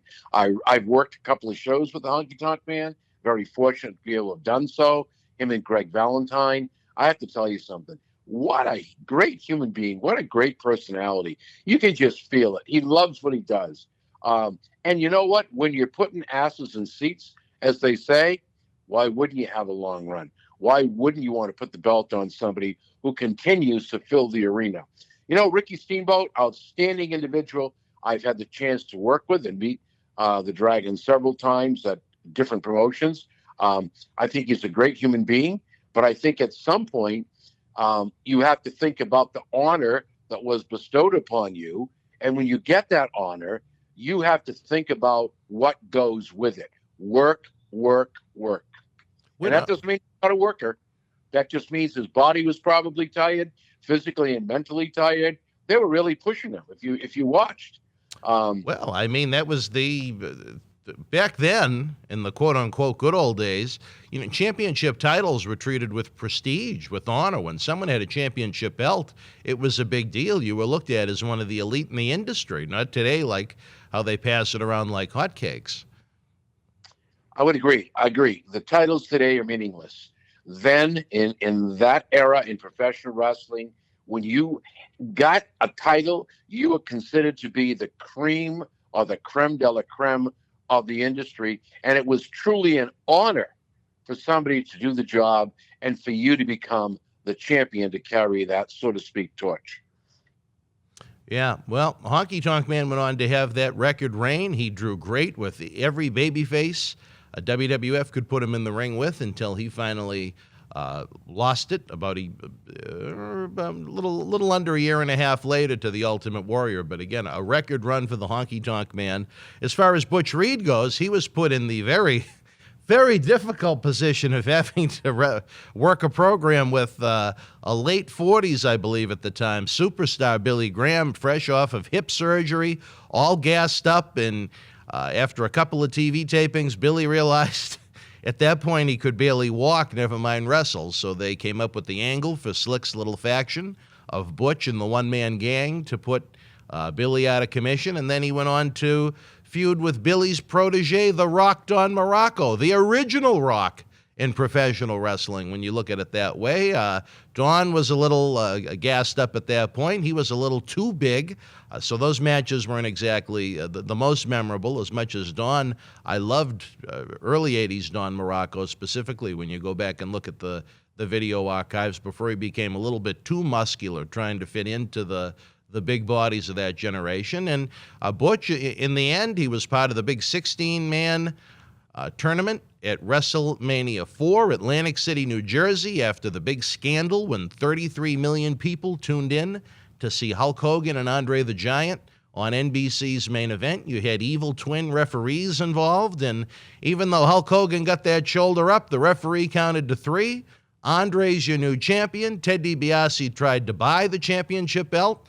And then WWF President Jack Tunney, back when authority figures actually had an actual authoritative role, stripped the championship of DiBiase. But instead of returning it to Hogan, they came up with the concept of that tournament. In the first round, the eventual winner, the Macho Man Randy Savage, defeated the natural Butch Reed, and that was the end of Butch Reed in WWF. He went on to have a couple of stints down in the NWA, WCW. He was part of the Doom tag team, at first under a mask and then unmasked with Ron Simmons. He was managed by the late Nancy Sullivan at one point, and then later a good friend of ours, Teddy Long. So he had a nice little run as Doom in WCW, and then I believe he went into the world of rodeo after getting out of wrestling. I don't know that. All I can tell you is this. When they teamed up Reed and Simmons, now, I don't know if you've seen some of those tapes, there was the tag team to be reckoned with. Badass. Really, all the way from start to go. I mean, damn, it was good. No pun intended. No pun intended. Almost a forerunner to what Simmons did with, my good friend, John Layfield, when it was Farouk and Bradshaw, the APA and the Acolytes during the Attitude Era. Two kick-ass guys. No question. But the team of Reed and Simmons doesn't hold a feather to what you're discussing right now. Well, Johnny, we're going to miss the natural Butch Reed. Again, we hate to see anyone pass away at the age of 66, but especially someone that, my goal, and my big vision is to try and get as many of these legends in the studio as possible to document their stories. I think it's very, very fair to say that WWE is never going to produce a 3-disc Butch Reed set. But you know what? I'm sure Butch had a wonderful career of knowledge. And again, he was one of Ric Flair's favorite opponents in the 80s, I came to learn after his passing. They were having half-hour, 45-minute, 60-minute matches all over the NWA territories. And he was a huge star down in Mid-South back when Junkyard Dog was on fire as one of his great rivals. And Butch Reed had a great career long before he ever came to the World Wrestling Federation at the time. And I think the fans really would have enjoyed learning about it, not just now, but, years from now. Because, as I've said, I have no ego, despite the great growth that we've had here in Boston Wrestling MWF over the past year, whether it be due to a coronavirus or people just finding great content and sticking with it. As we continue to build and build, there are millions of wrestling fans, especially lapsed fans from the 80s boom or maybe the Attitude Era that just gave up on the world of sports entertainment, that once they find our programs, they're really going to like them and they're really going to stick with it. And I think the continued growth is a great indication of that. It would be nice for fans, even a few years from now, to look back and say, wow, look at all this content about Butch Reed. From his time in WWF that I didn't know about, from his time in WCW I didn't know about, and the old territories I didn't know about, and we'll never get the chance to do that. I mean, look at some of the content we have now. I mean, we'll never be able to have Percy, Paul Bearer, back in the studio. We'll never be able to have Vader back in the studio, or Doink the Clown Matt Bourne, or Kamala. I'm glad we have the content that we do have, but I mean, there's so much more that we could have produced with them. You know what I mean? Things must be bad up there because down here in Cancun, you're breaking up. I'm breaking. You didn't hear anything I said? No, I didn't. I got a few Doink the Clowns. I got a few Vaders. Beyond that, I can assume that what you're talking about, and I'm only going to assume, because you know what happens when you assume, make out an ass out of you and me. My whole thing is, I believe what you're talking about is that you are very privileged, and so are the fans, for you to be able to have time to put these memories on tape so that we would have these for time eternal, so that people would get the insides on Bill Moody, Percy Pringle, Vader, Matt Bourne, unfortunate death situation there. But I think that you're right. People need to know the inside stories because I think they believe that it's all glory and grandeur. Sometimes there's tragedy. Sometimes there are tragic endings and beginnings, and then, like Jake the Snake Roberts, tragic story in a very blessed ending. So I think people need to know these things. People need to understand what's happening, the real deal. And I think that's what you get when you get people like Bill Moody, Percy Pringle, when you get Vader, Matt Bourne, when you get Tony Atlas. And nobody should have an axe to grind.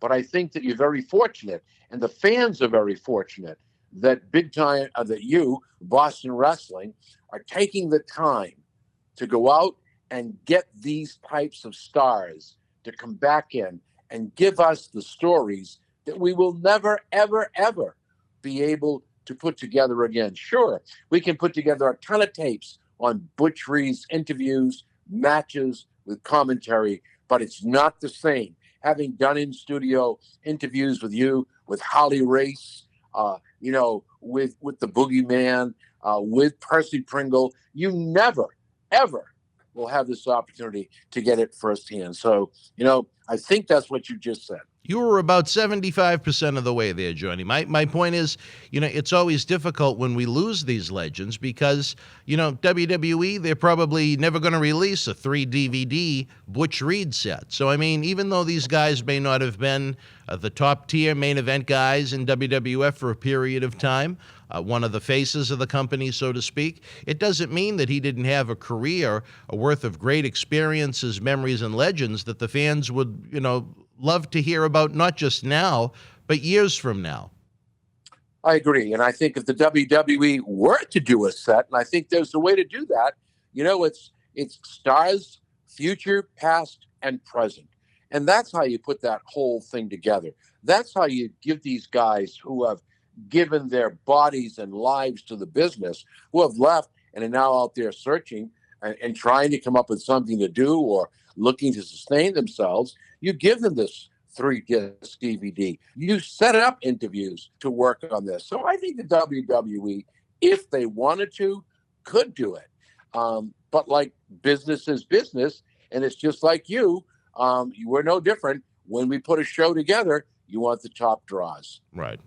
No, and it certainly makes sense. I mean, Butch Reed was never a main event guy for WWF, but again, there was life for Butch Reed outside of WWF. So that's why I think, WWE, I've said it before, they own the history they own. They bought the libraries they bought. They can produce history any way they want to, but that does not mean there isn't a platform for these great legends to tell their stories. And I think that our studio is a great place, especially now where there's no independent shows for them to make an income off of, very few autograph signings, no fan fests and things like that. WrestleMania is probably going to be another big disappointment for a lot of the legends that look forward to that week to try and make a big part of their income for the year. If we can do our small part here in this great studio and the fans can support us, whether it be watching it on YouTube, joining the Patreon channel and things like that, we can do a world of good here, even if it's just a small way. As I like to say, every dollar starts with a penny. Well said, Mr. Marty. Well, Johnny, we very rarely agree, but right now, folks, we're going to take a brief timeout. We want to give you a reminder that Mr. Jannetty is going to be with us partying during our Elimination Chamber pay-per-view watch-along. We'll be back with John Cena Sr. after this brief timeout. Wrestling fans, the road to WrestleMania continues with Elimination Chamber, and future WWE Hall of Famer Marty Jannetty joins us live for an Elimination Chamber pay-per-view watch-along. Watch the big event with friends, join the live chat, get an autograph, and help keep wrestling legends working. Set a reminder on YouTube for this special episode now, and expect the unexpected. Wrestling fans around the corner, around the world, I'm Dan Marty. And I'm Mr. USA WWE Hall of Famer Tony Atlas. The road to WrestleMania has begun. Wrestling fans are looking to add to their man caves. You got to see what we have in the eBay store. Check it out.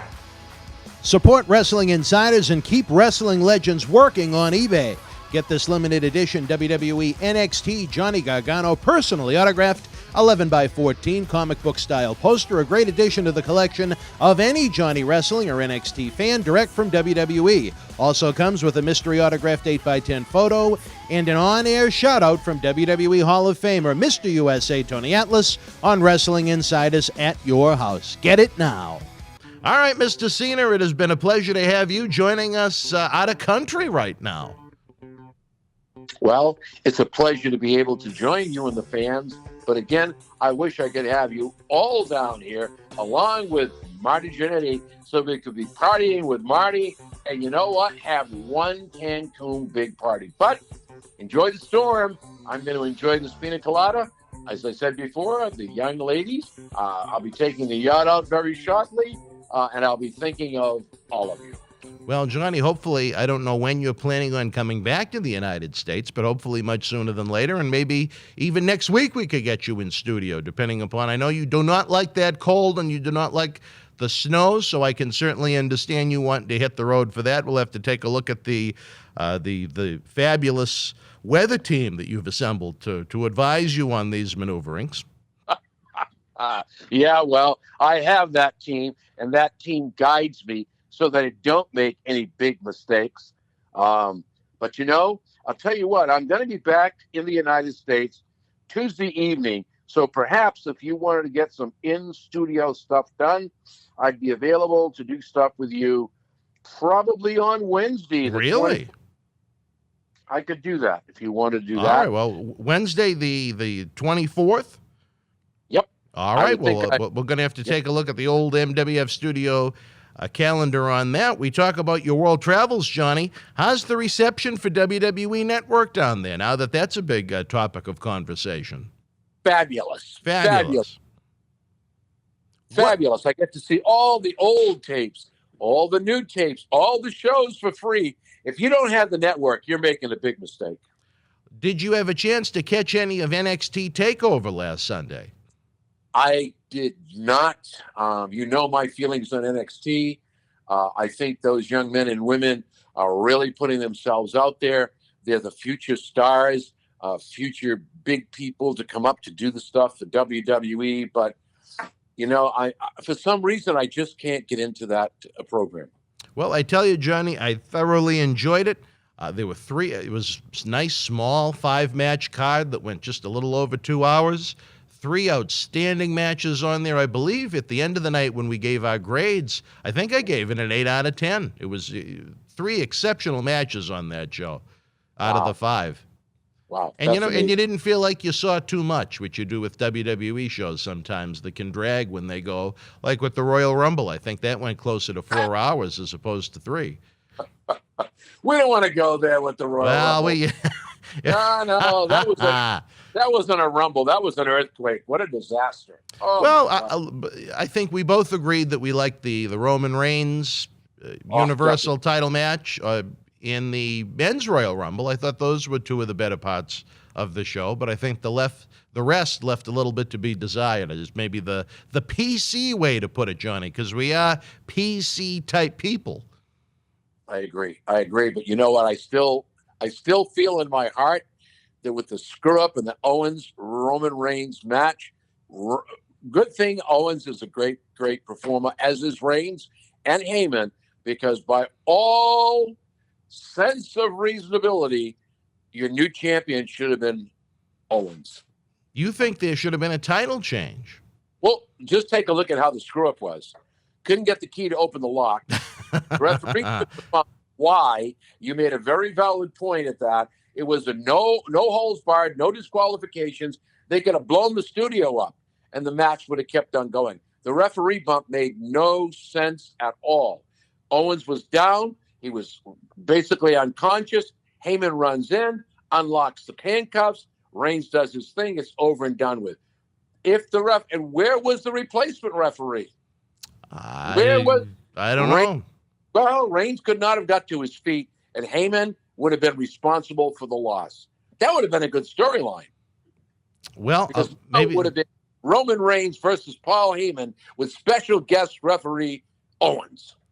Well, they weren't listening to our watch along, I guess. Or maybe they were and they won't do it again. Who knows? But with all the talk, Johnny, in the news right now, what do you think of the move coming up in less than or just about a month when WWE Network officially transitions into the NBC family as part of the Peacock streaming service as opposed to being its own individual entity? You know, all I can say is this. When you get too much ice cream, you get tired of it. When you have too much steak, you don't want any more. Or when you have too many hot dogs, you find something else to replace it. You have too much Margot. Yeah, we have too much Margot. Yep. There is definitely too much. They believe they're going to make a killing on this. Their belief is that this is going to be the saving cow. I tell you, it's not so.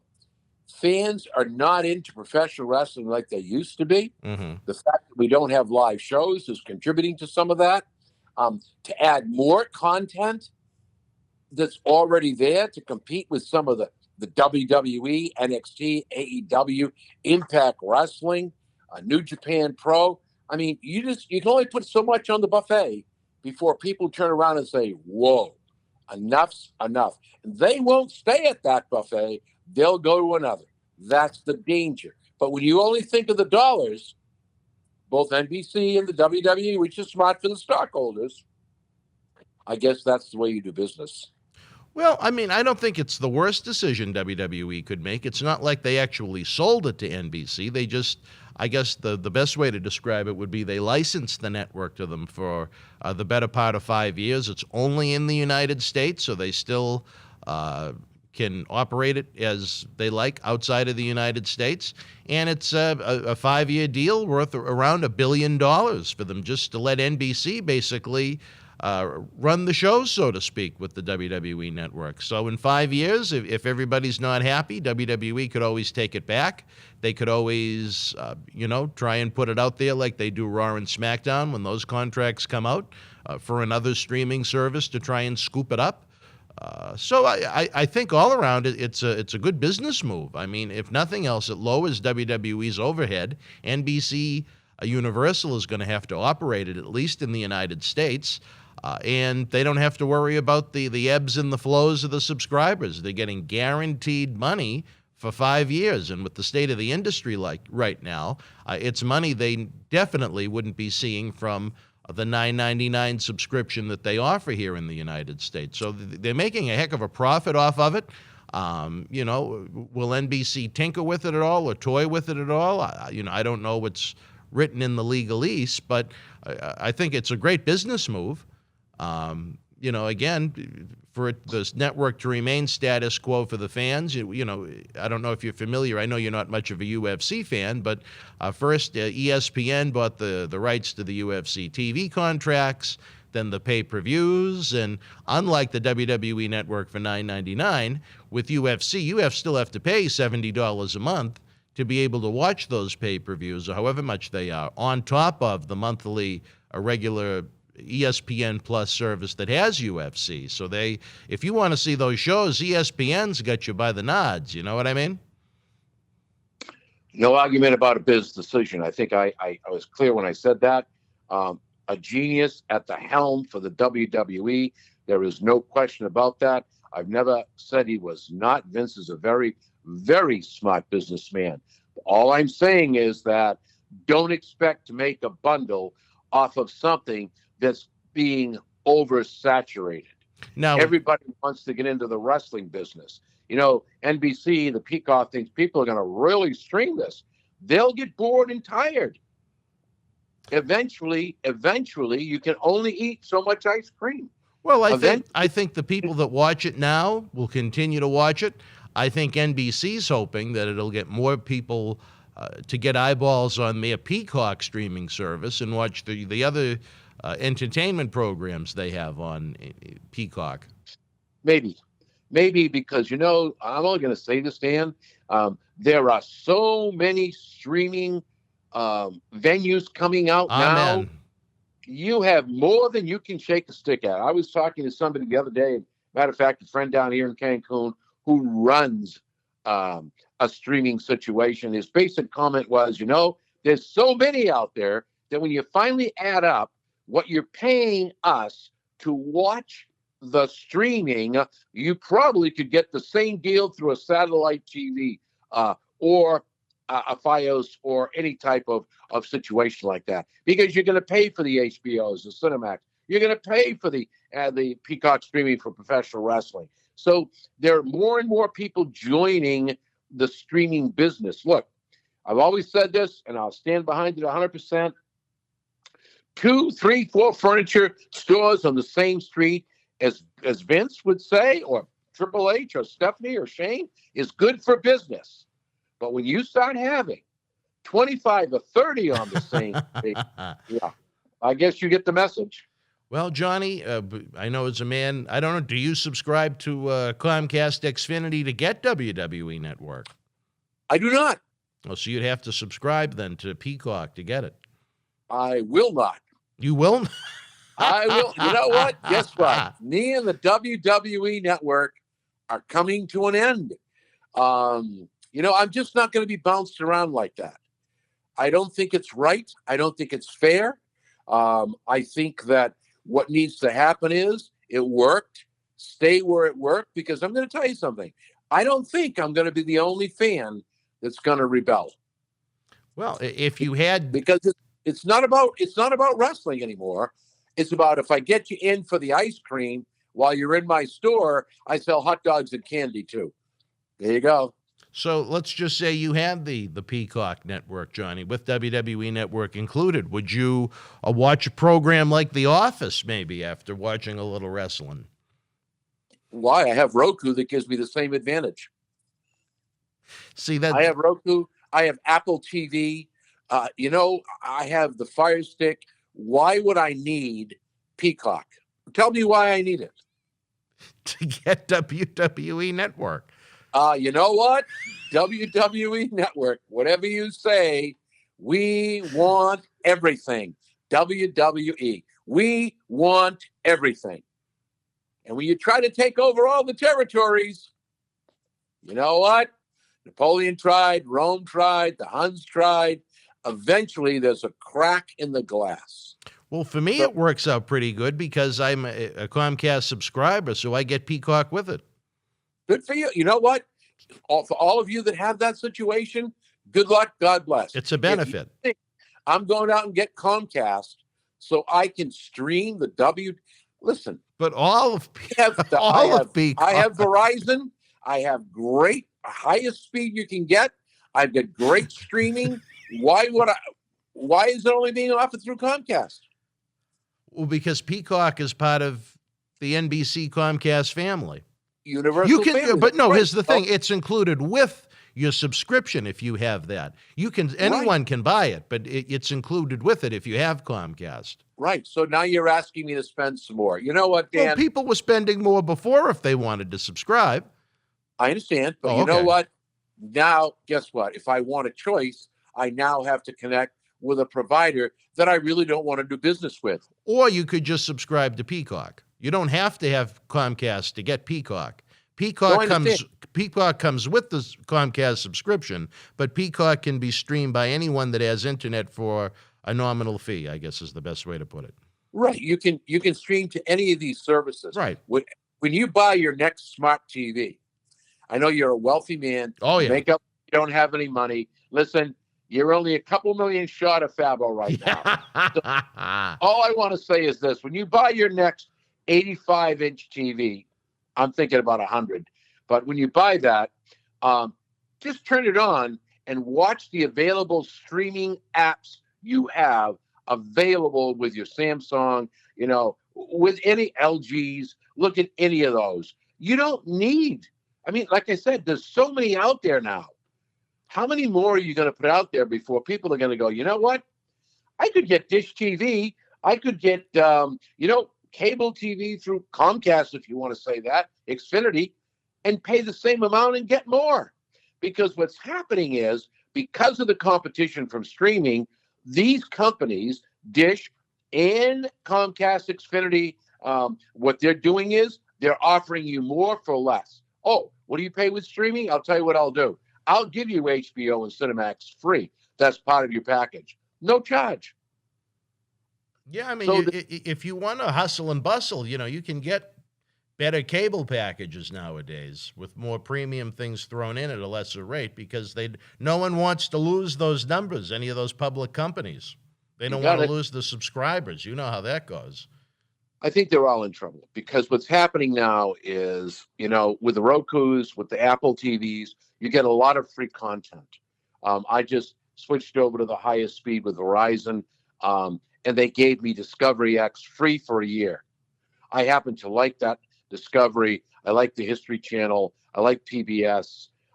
Those are the kinds of programs that I like. I enjoy watching the cooking shows. But you know what? It's all free. What do you like on the Discovery Channel, Johnny?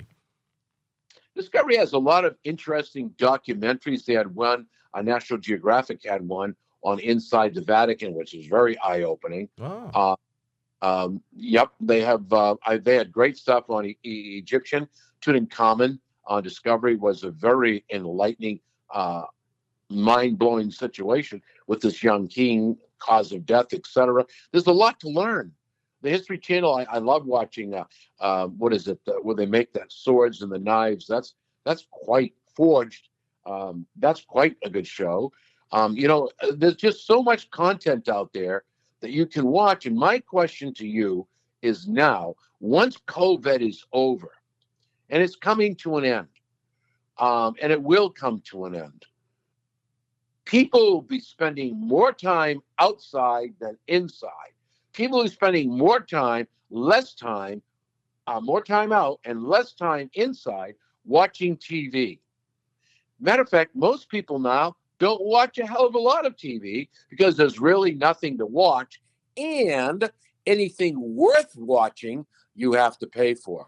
With people losing their jobs, with situations changing the way it is, the last thing you want is a $100 TV bill to watch your own TV.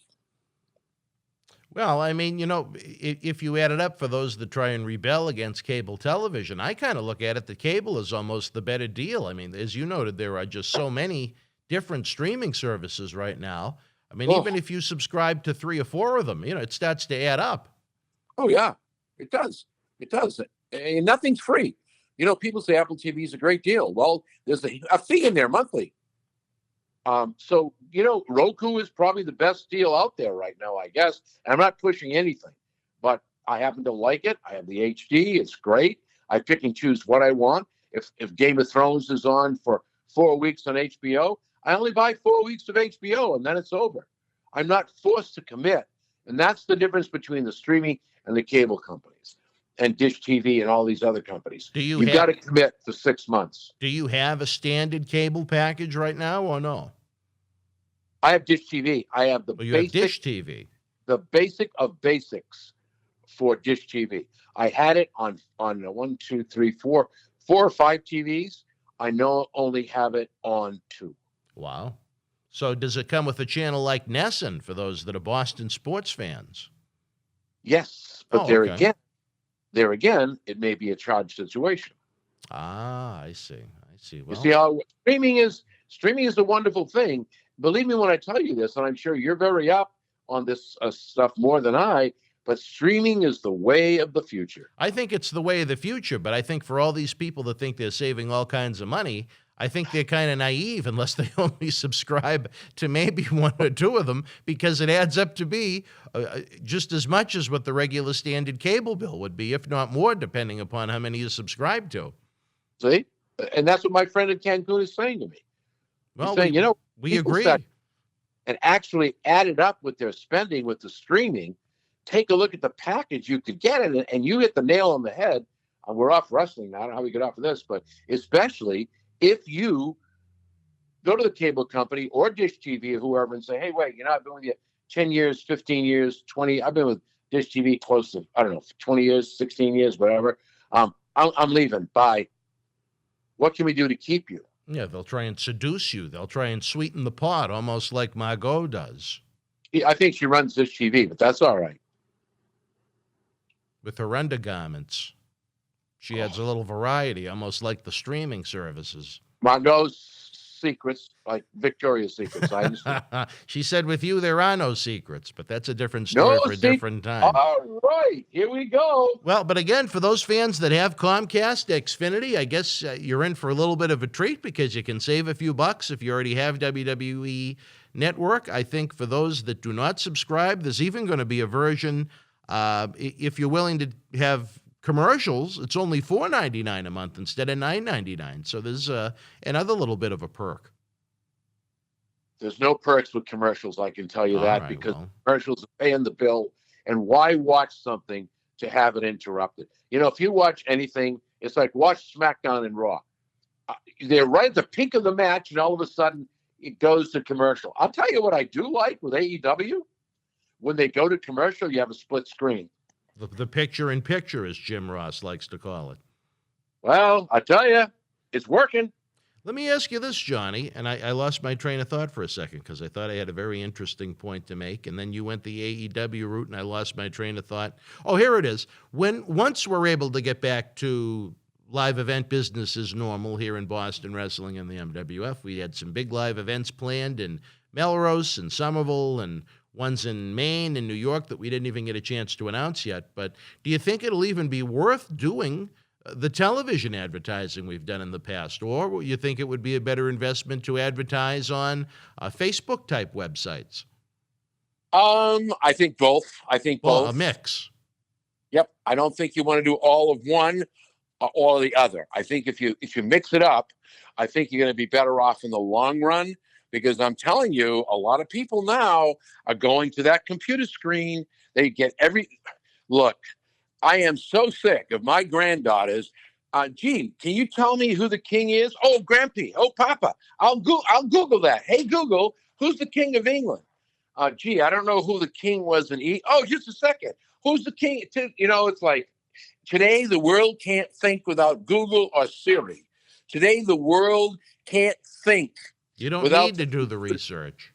No, and that's why we have people who just don't know anything. I hate to use that word. They just don't know anything.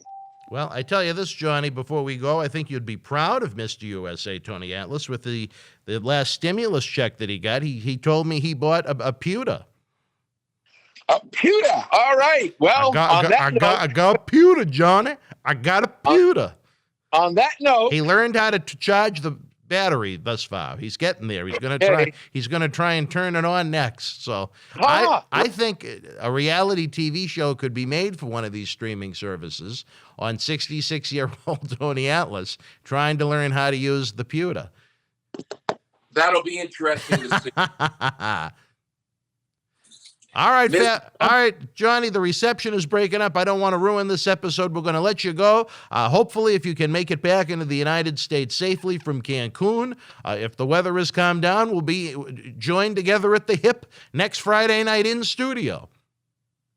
All right, all the fans out there, it's warm, but I look forward to seeing you. If it's all set at MWF, next Wednesday, we're going to get together and we're going to do it all over again. Unbelievable wrestling fans. Don't forget, Sunday is going to be a big day here in the MWF. But before we even get to Sunday, we have our late night Wrestling Insider Week in Review, where we have one jumbo-sized, super-sized episode, one-stop shopping that gives you every interview from the week all in one show. We have a lot of fun with that on the premiere if you want to join us and hang out and chat in the little chat box. Sunday, it's going to be the re-debut of the Atlas World News with Mr. USA Tony Atlas. God only knows what direction that's going to go in, but I'm sure it'll be a lot of fun. Again, it has nothing to do with pro wrestling. If you're not interested in politics and current events and things like that, don't watch. It may offend you because we live in a world that can be offended sometimes. Then Sunday night, again, live at 7 p.m., it's our WWE Elimination Chamber pay-per-view watch-along with Marty Jannetty himself. You can get an autograph mailed directly to your home for yourself, for your wrestling collection. You can give it as a gift to a friend, however you want to. Marty will sign it, and we will mail it right to you. And then our talk show rotation begins again next week, Tuesday night at 10 with Tony Atlas, a special edition Wednesday night at 10 with a various guests each week. We had Savio Vega this week, which was a lot of fun. Thursday nights at 10, we party with Marty at its regular time slot. And then Friday nights, once the light in the Thunderdome goes down, Johnny's Dome lights up. We don't want to know what's lighting up on that plane on the way back. That's a different story for a different time. But for my friend Mr. Cena, I'm Dan Marotti. We will see you next Friday night for Fabulous Fridays, Wrestling Insiders. Until we speak again, you and yours, be well, more important, stay healthy. Good night. The World Wrestling Federation was live at the East High School Gym in Waukegan, Illinois, Thursday, February the 19th, 1987. In the opening contest, Moondog Spot beat the replacement for Corporal Kirchner. Civiafi with the win over Terry Gibbs. Jerry Allen drew the Assassin. The Rougeau brothers defeated Dino Bravo and Luscious Johnny Valiant. King Kong Bundy victorious over Hillbilly Jim via countout. And in the main event, in one of his final matches before retiring at WrestleMania 3, Roddy Piper defeated Adrian Adonis via disqualification. If you were in Waukegan live, share your memories in the comment section below. Use the links in the description box to keep Wrestling Legends working in our eBay store and on our acclaimed Patreon streaming service so we can bring you more interactive superstar shoot interviews to relive the good old days of professional wrestling. Check it out. Boston Wrestling Sports in the MWF explodes into a new year with professional wrestling content galore and need you to join our family. Every Tuesday night at 10 p.m. after our Monday Night Raw review, it's Wrestling Insiders at your house with WWE Hall of Famer Mr. USA Tony Atlas. Wednesday nights at 10 p.m. after NXT and AEW, join rotating legends on Wrestling Insiders Special Edition. Every Thursday night at 10 p.m. after our NXT and Dynamite review, it's Marty Jannetty's no-holds-barred sex, drugs, and rock and roll journey on Wrestling Insiders Party with Marty. Friday night after SmackDown, don't miss John Cena Sr.'s Wrestling Insiders Fabulous Fridays. Plus, look for classic clips, history videos, bonus live episodes, pay-per-view watch-alongs, and more. For less than a cup of coffee at Starbucks, get early ad-free access to our Wrestling Insider talk shows, our acclaimed studio shoot interview DVD library, and help keep wrestling legends working during the worst of times. Join our growing family at patreon.com/Boston Wrestling. Expect the unexpected in 2021. Alrighty, folks, that just about does it this week. Another Saturday night. I was happy to be with you. I needed it. Where this will be the ending of day 2 of Marty, with still one more full day of tapings with Marty to go. Dear God, folks wonder why. How the hell do you tape that many episodes in one time with Marty or anybody that we have in studio like that? Well, it's simple. It's the only way we can afford it. You know, it's very expensive to bring these superstars in, between airfare, hotel, you know, their appearance fees, some of the studio costs that go along with it, the help. You know, it isn't cheap. That's why, again, we push patreon.com/Boston Wrestling. That's why we push the eBay store. That's why we push Super Chats. Don't forget to tip the bartender, as we like to say. That's why we say give the show a big thumbs up on YouTube. It lets YouTube know that you're enjoying the content, and it promotes it to new fans. That's why we say subscribe for free to the YouTube channel, because it lets YouTube know you like what we're doing here. That's why we say share the links on your social media, you know, on Facebook wrestling groups, on Reddit. Send it to popular wrestling websites. Just tell your friends about it. The growth that we've had, again, over the past year has been absolutely phenomenal. Some months, 10 times where it was the year before. And I can't tell you, on a personal note, how great of a feeling that is, where I am responsible for so much, not only of the being on air with these superstars, but the laborious hours that go into the post-production, where I'm responsible for almost all of it. So I thank you guys from the bottom of my heart for that. I hope you will join us tomorrow. It is a big day. We always have our daily history video at 10 a.m. On Sundays, we always have a flashback video at 2 p.m. We have, again, the re-debut of the Atlas World News. Again, it is a non-wrestling program. Tony discusses anything and everything. It might be politics. It might be current events. We don't want to offend wrestling fans. So again, if you're not interested in that type of program, don't watch it. It is a podcast-style show, so I guess listen is probably the best way to describe it. Politics might not be your thing. Current events, religion even sometimes might not be your thing. Just pay no attention to the show. But if it is a show you're interested in, you might like Tony's perspective an awful lot. And then again, at 7 p.m., we go live for Elimination Chamber. We're having a watch-along party. Don't watch the show alone. Fire up WWE Network, then put us on a second screen. We'll have a lot of fun, a lot of laughs. The premiere chat will be open so we can interact with Marty live. We'll have autographed photos available to help us keep the legends working, help us keep the lights on. And again, just great wrestling conversation. Why be alone when you can make new friends, is the way I look at it. So for all of the great individuals I was with on Wrestling Insider's Week in Review, we all thank you very much for tuning in tonight. Until tomorrow, you sleep well, be well, stay healthy. Good night. The World Wrestling Federation was sold out at the world's most famous arena, Madison Square Garden in New York, New York, with an overflow crowd in the Felt Forum, Monday, February the 20th, 1984. In the opening contest, Jose Luis Rivera beat Charlie Fulton. Iron Mike Sharp with the win over B. Brian Blair. Afa defeated Tony Gurria. The Iron Sheik victorious over Eddie Gilbert. Rowdy, Roddy Piper, and Dr. D, David Schultz beat the Invaders. WWF Intercontinental Champion Tito Santana retained the title over Don Morocco via countout. Andre the Giant defeated the Masked Superstar. And in the main event, WWF World Champion Hulk Hogan retained the title over Mr. Wonderful Paul Orndorff via countout in Hogan's first title defense at MSG after beating the Iron Sheik the month before. Superfly Jimmy Snuka with the win over Semula, and WWF Tag Team Champions Tony Atlas and Rocky Johnson, along with Ivan Putski, beat Sergeant Slaughter, Mr. Fuji, and Tiger Chung Lee. If you are in New York City live, share your memories in the comment section below. Use the links in the description box to keep Wrestling Legends working in our eBay store and on our acclaimed Patreon streaming service so we can bring you more interactive superstar shoot interviews to relive the good old days of professional wrestling. Check it out. Boston Wrestling Sports and the MWF explodes into a new year with professional wrestling content galore and need you to join our family. Every Tuesday night at 10 p.m. after our Monday Night Raw review, it's Wrestling Insiders at your house with WWE Hall of Famer Mr. USA Tony Atlas. Wednesday nights at 10 p.m. after NXT and AEW, join Rotating Legends on Wrestling Insider's Special Edition.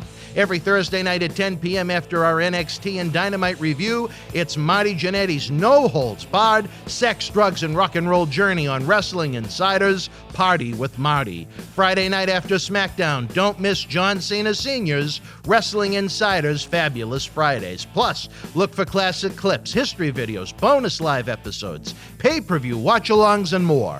For less than a cup of coffee at Starbucks, get early ad-free access to our Wrestling Insider talk shows, our acclaimed studio shoot interview DVD library, and help keep wrestling legends working during the worst of times. Join our growing family at patreon.com/Boston Wrestling. Expect the unexpected in 2021.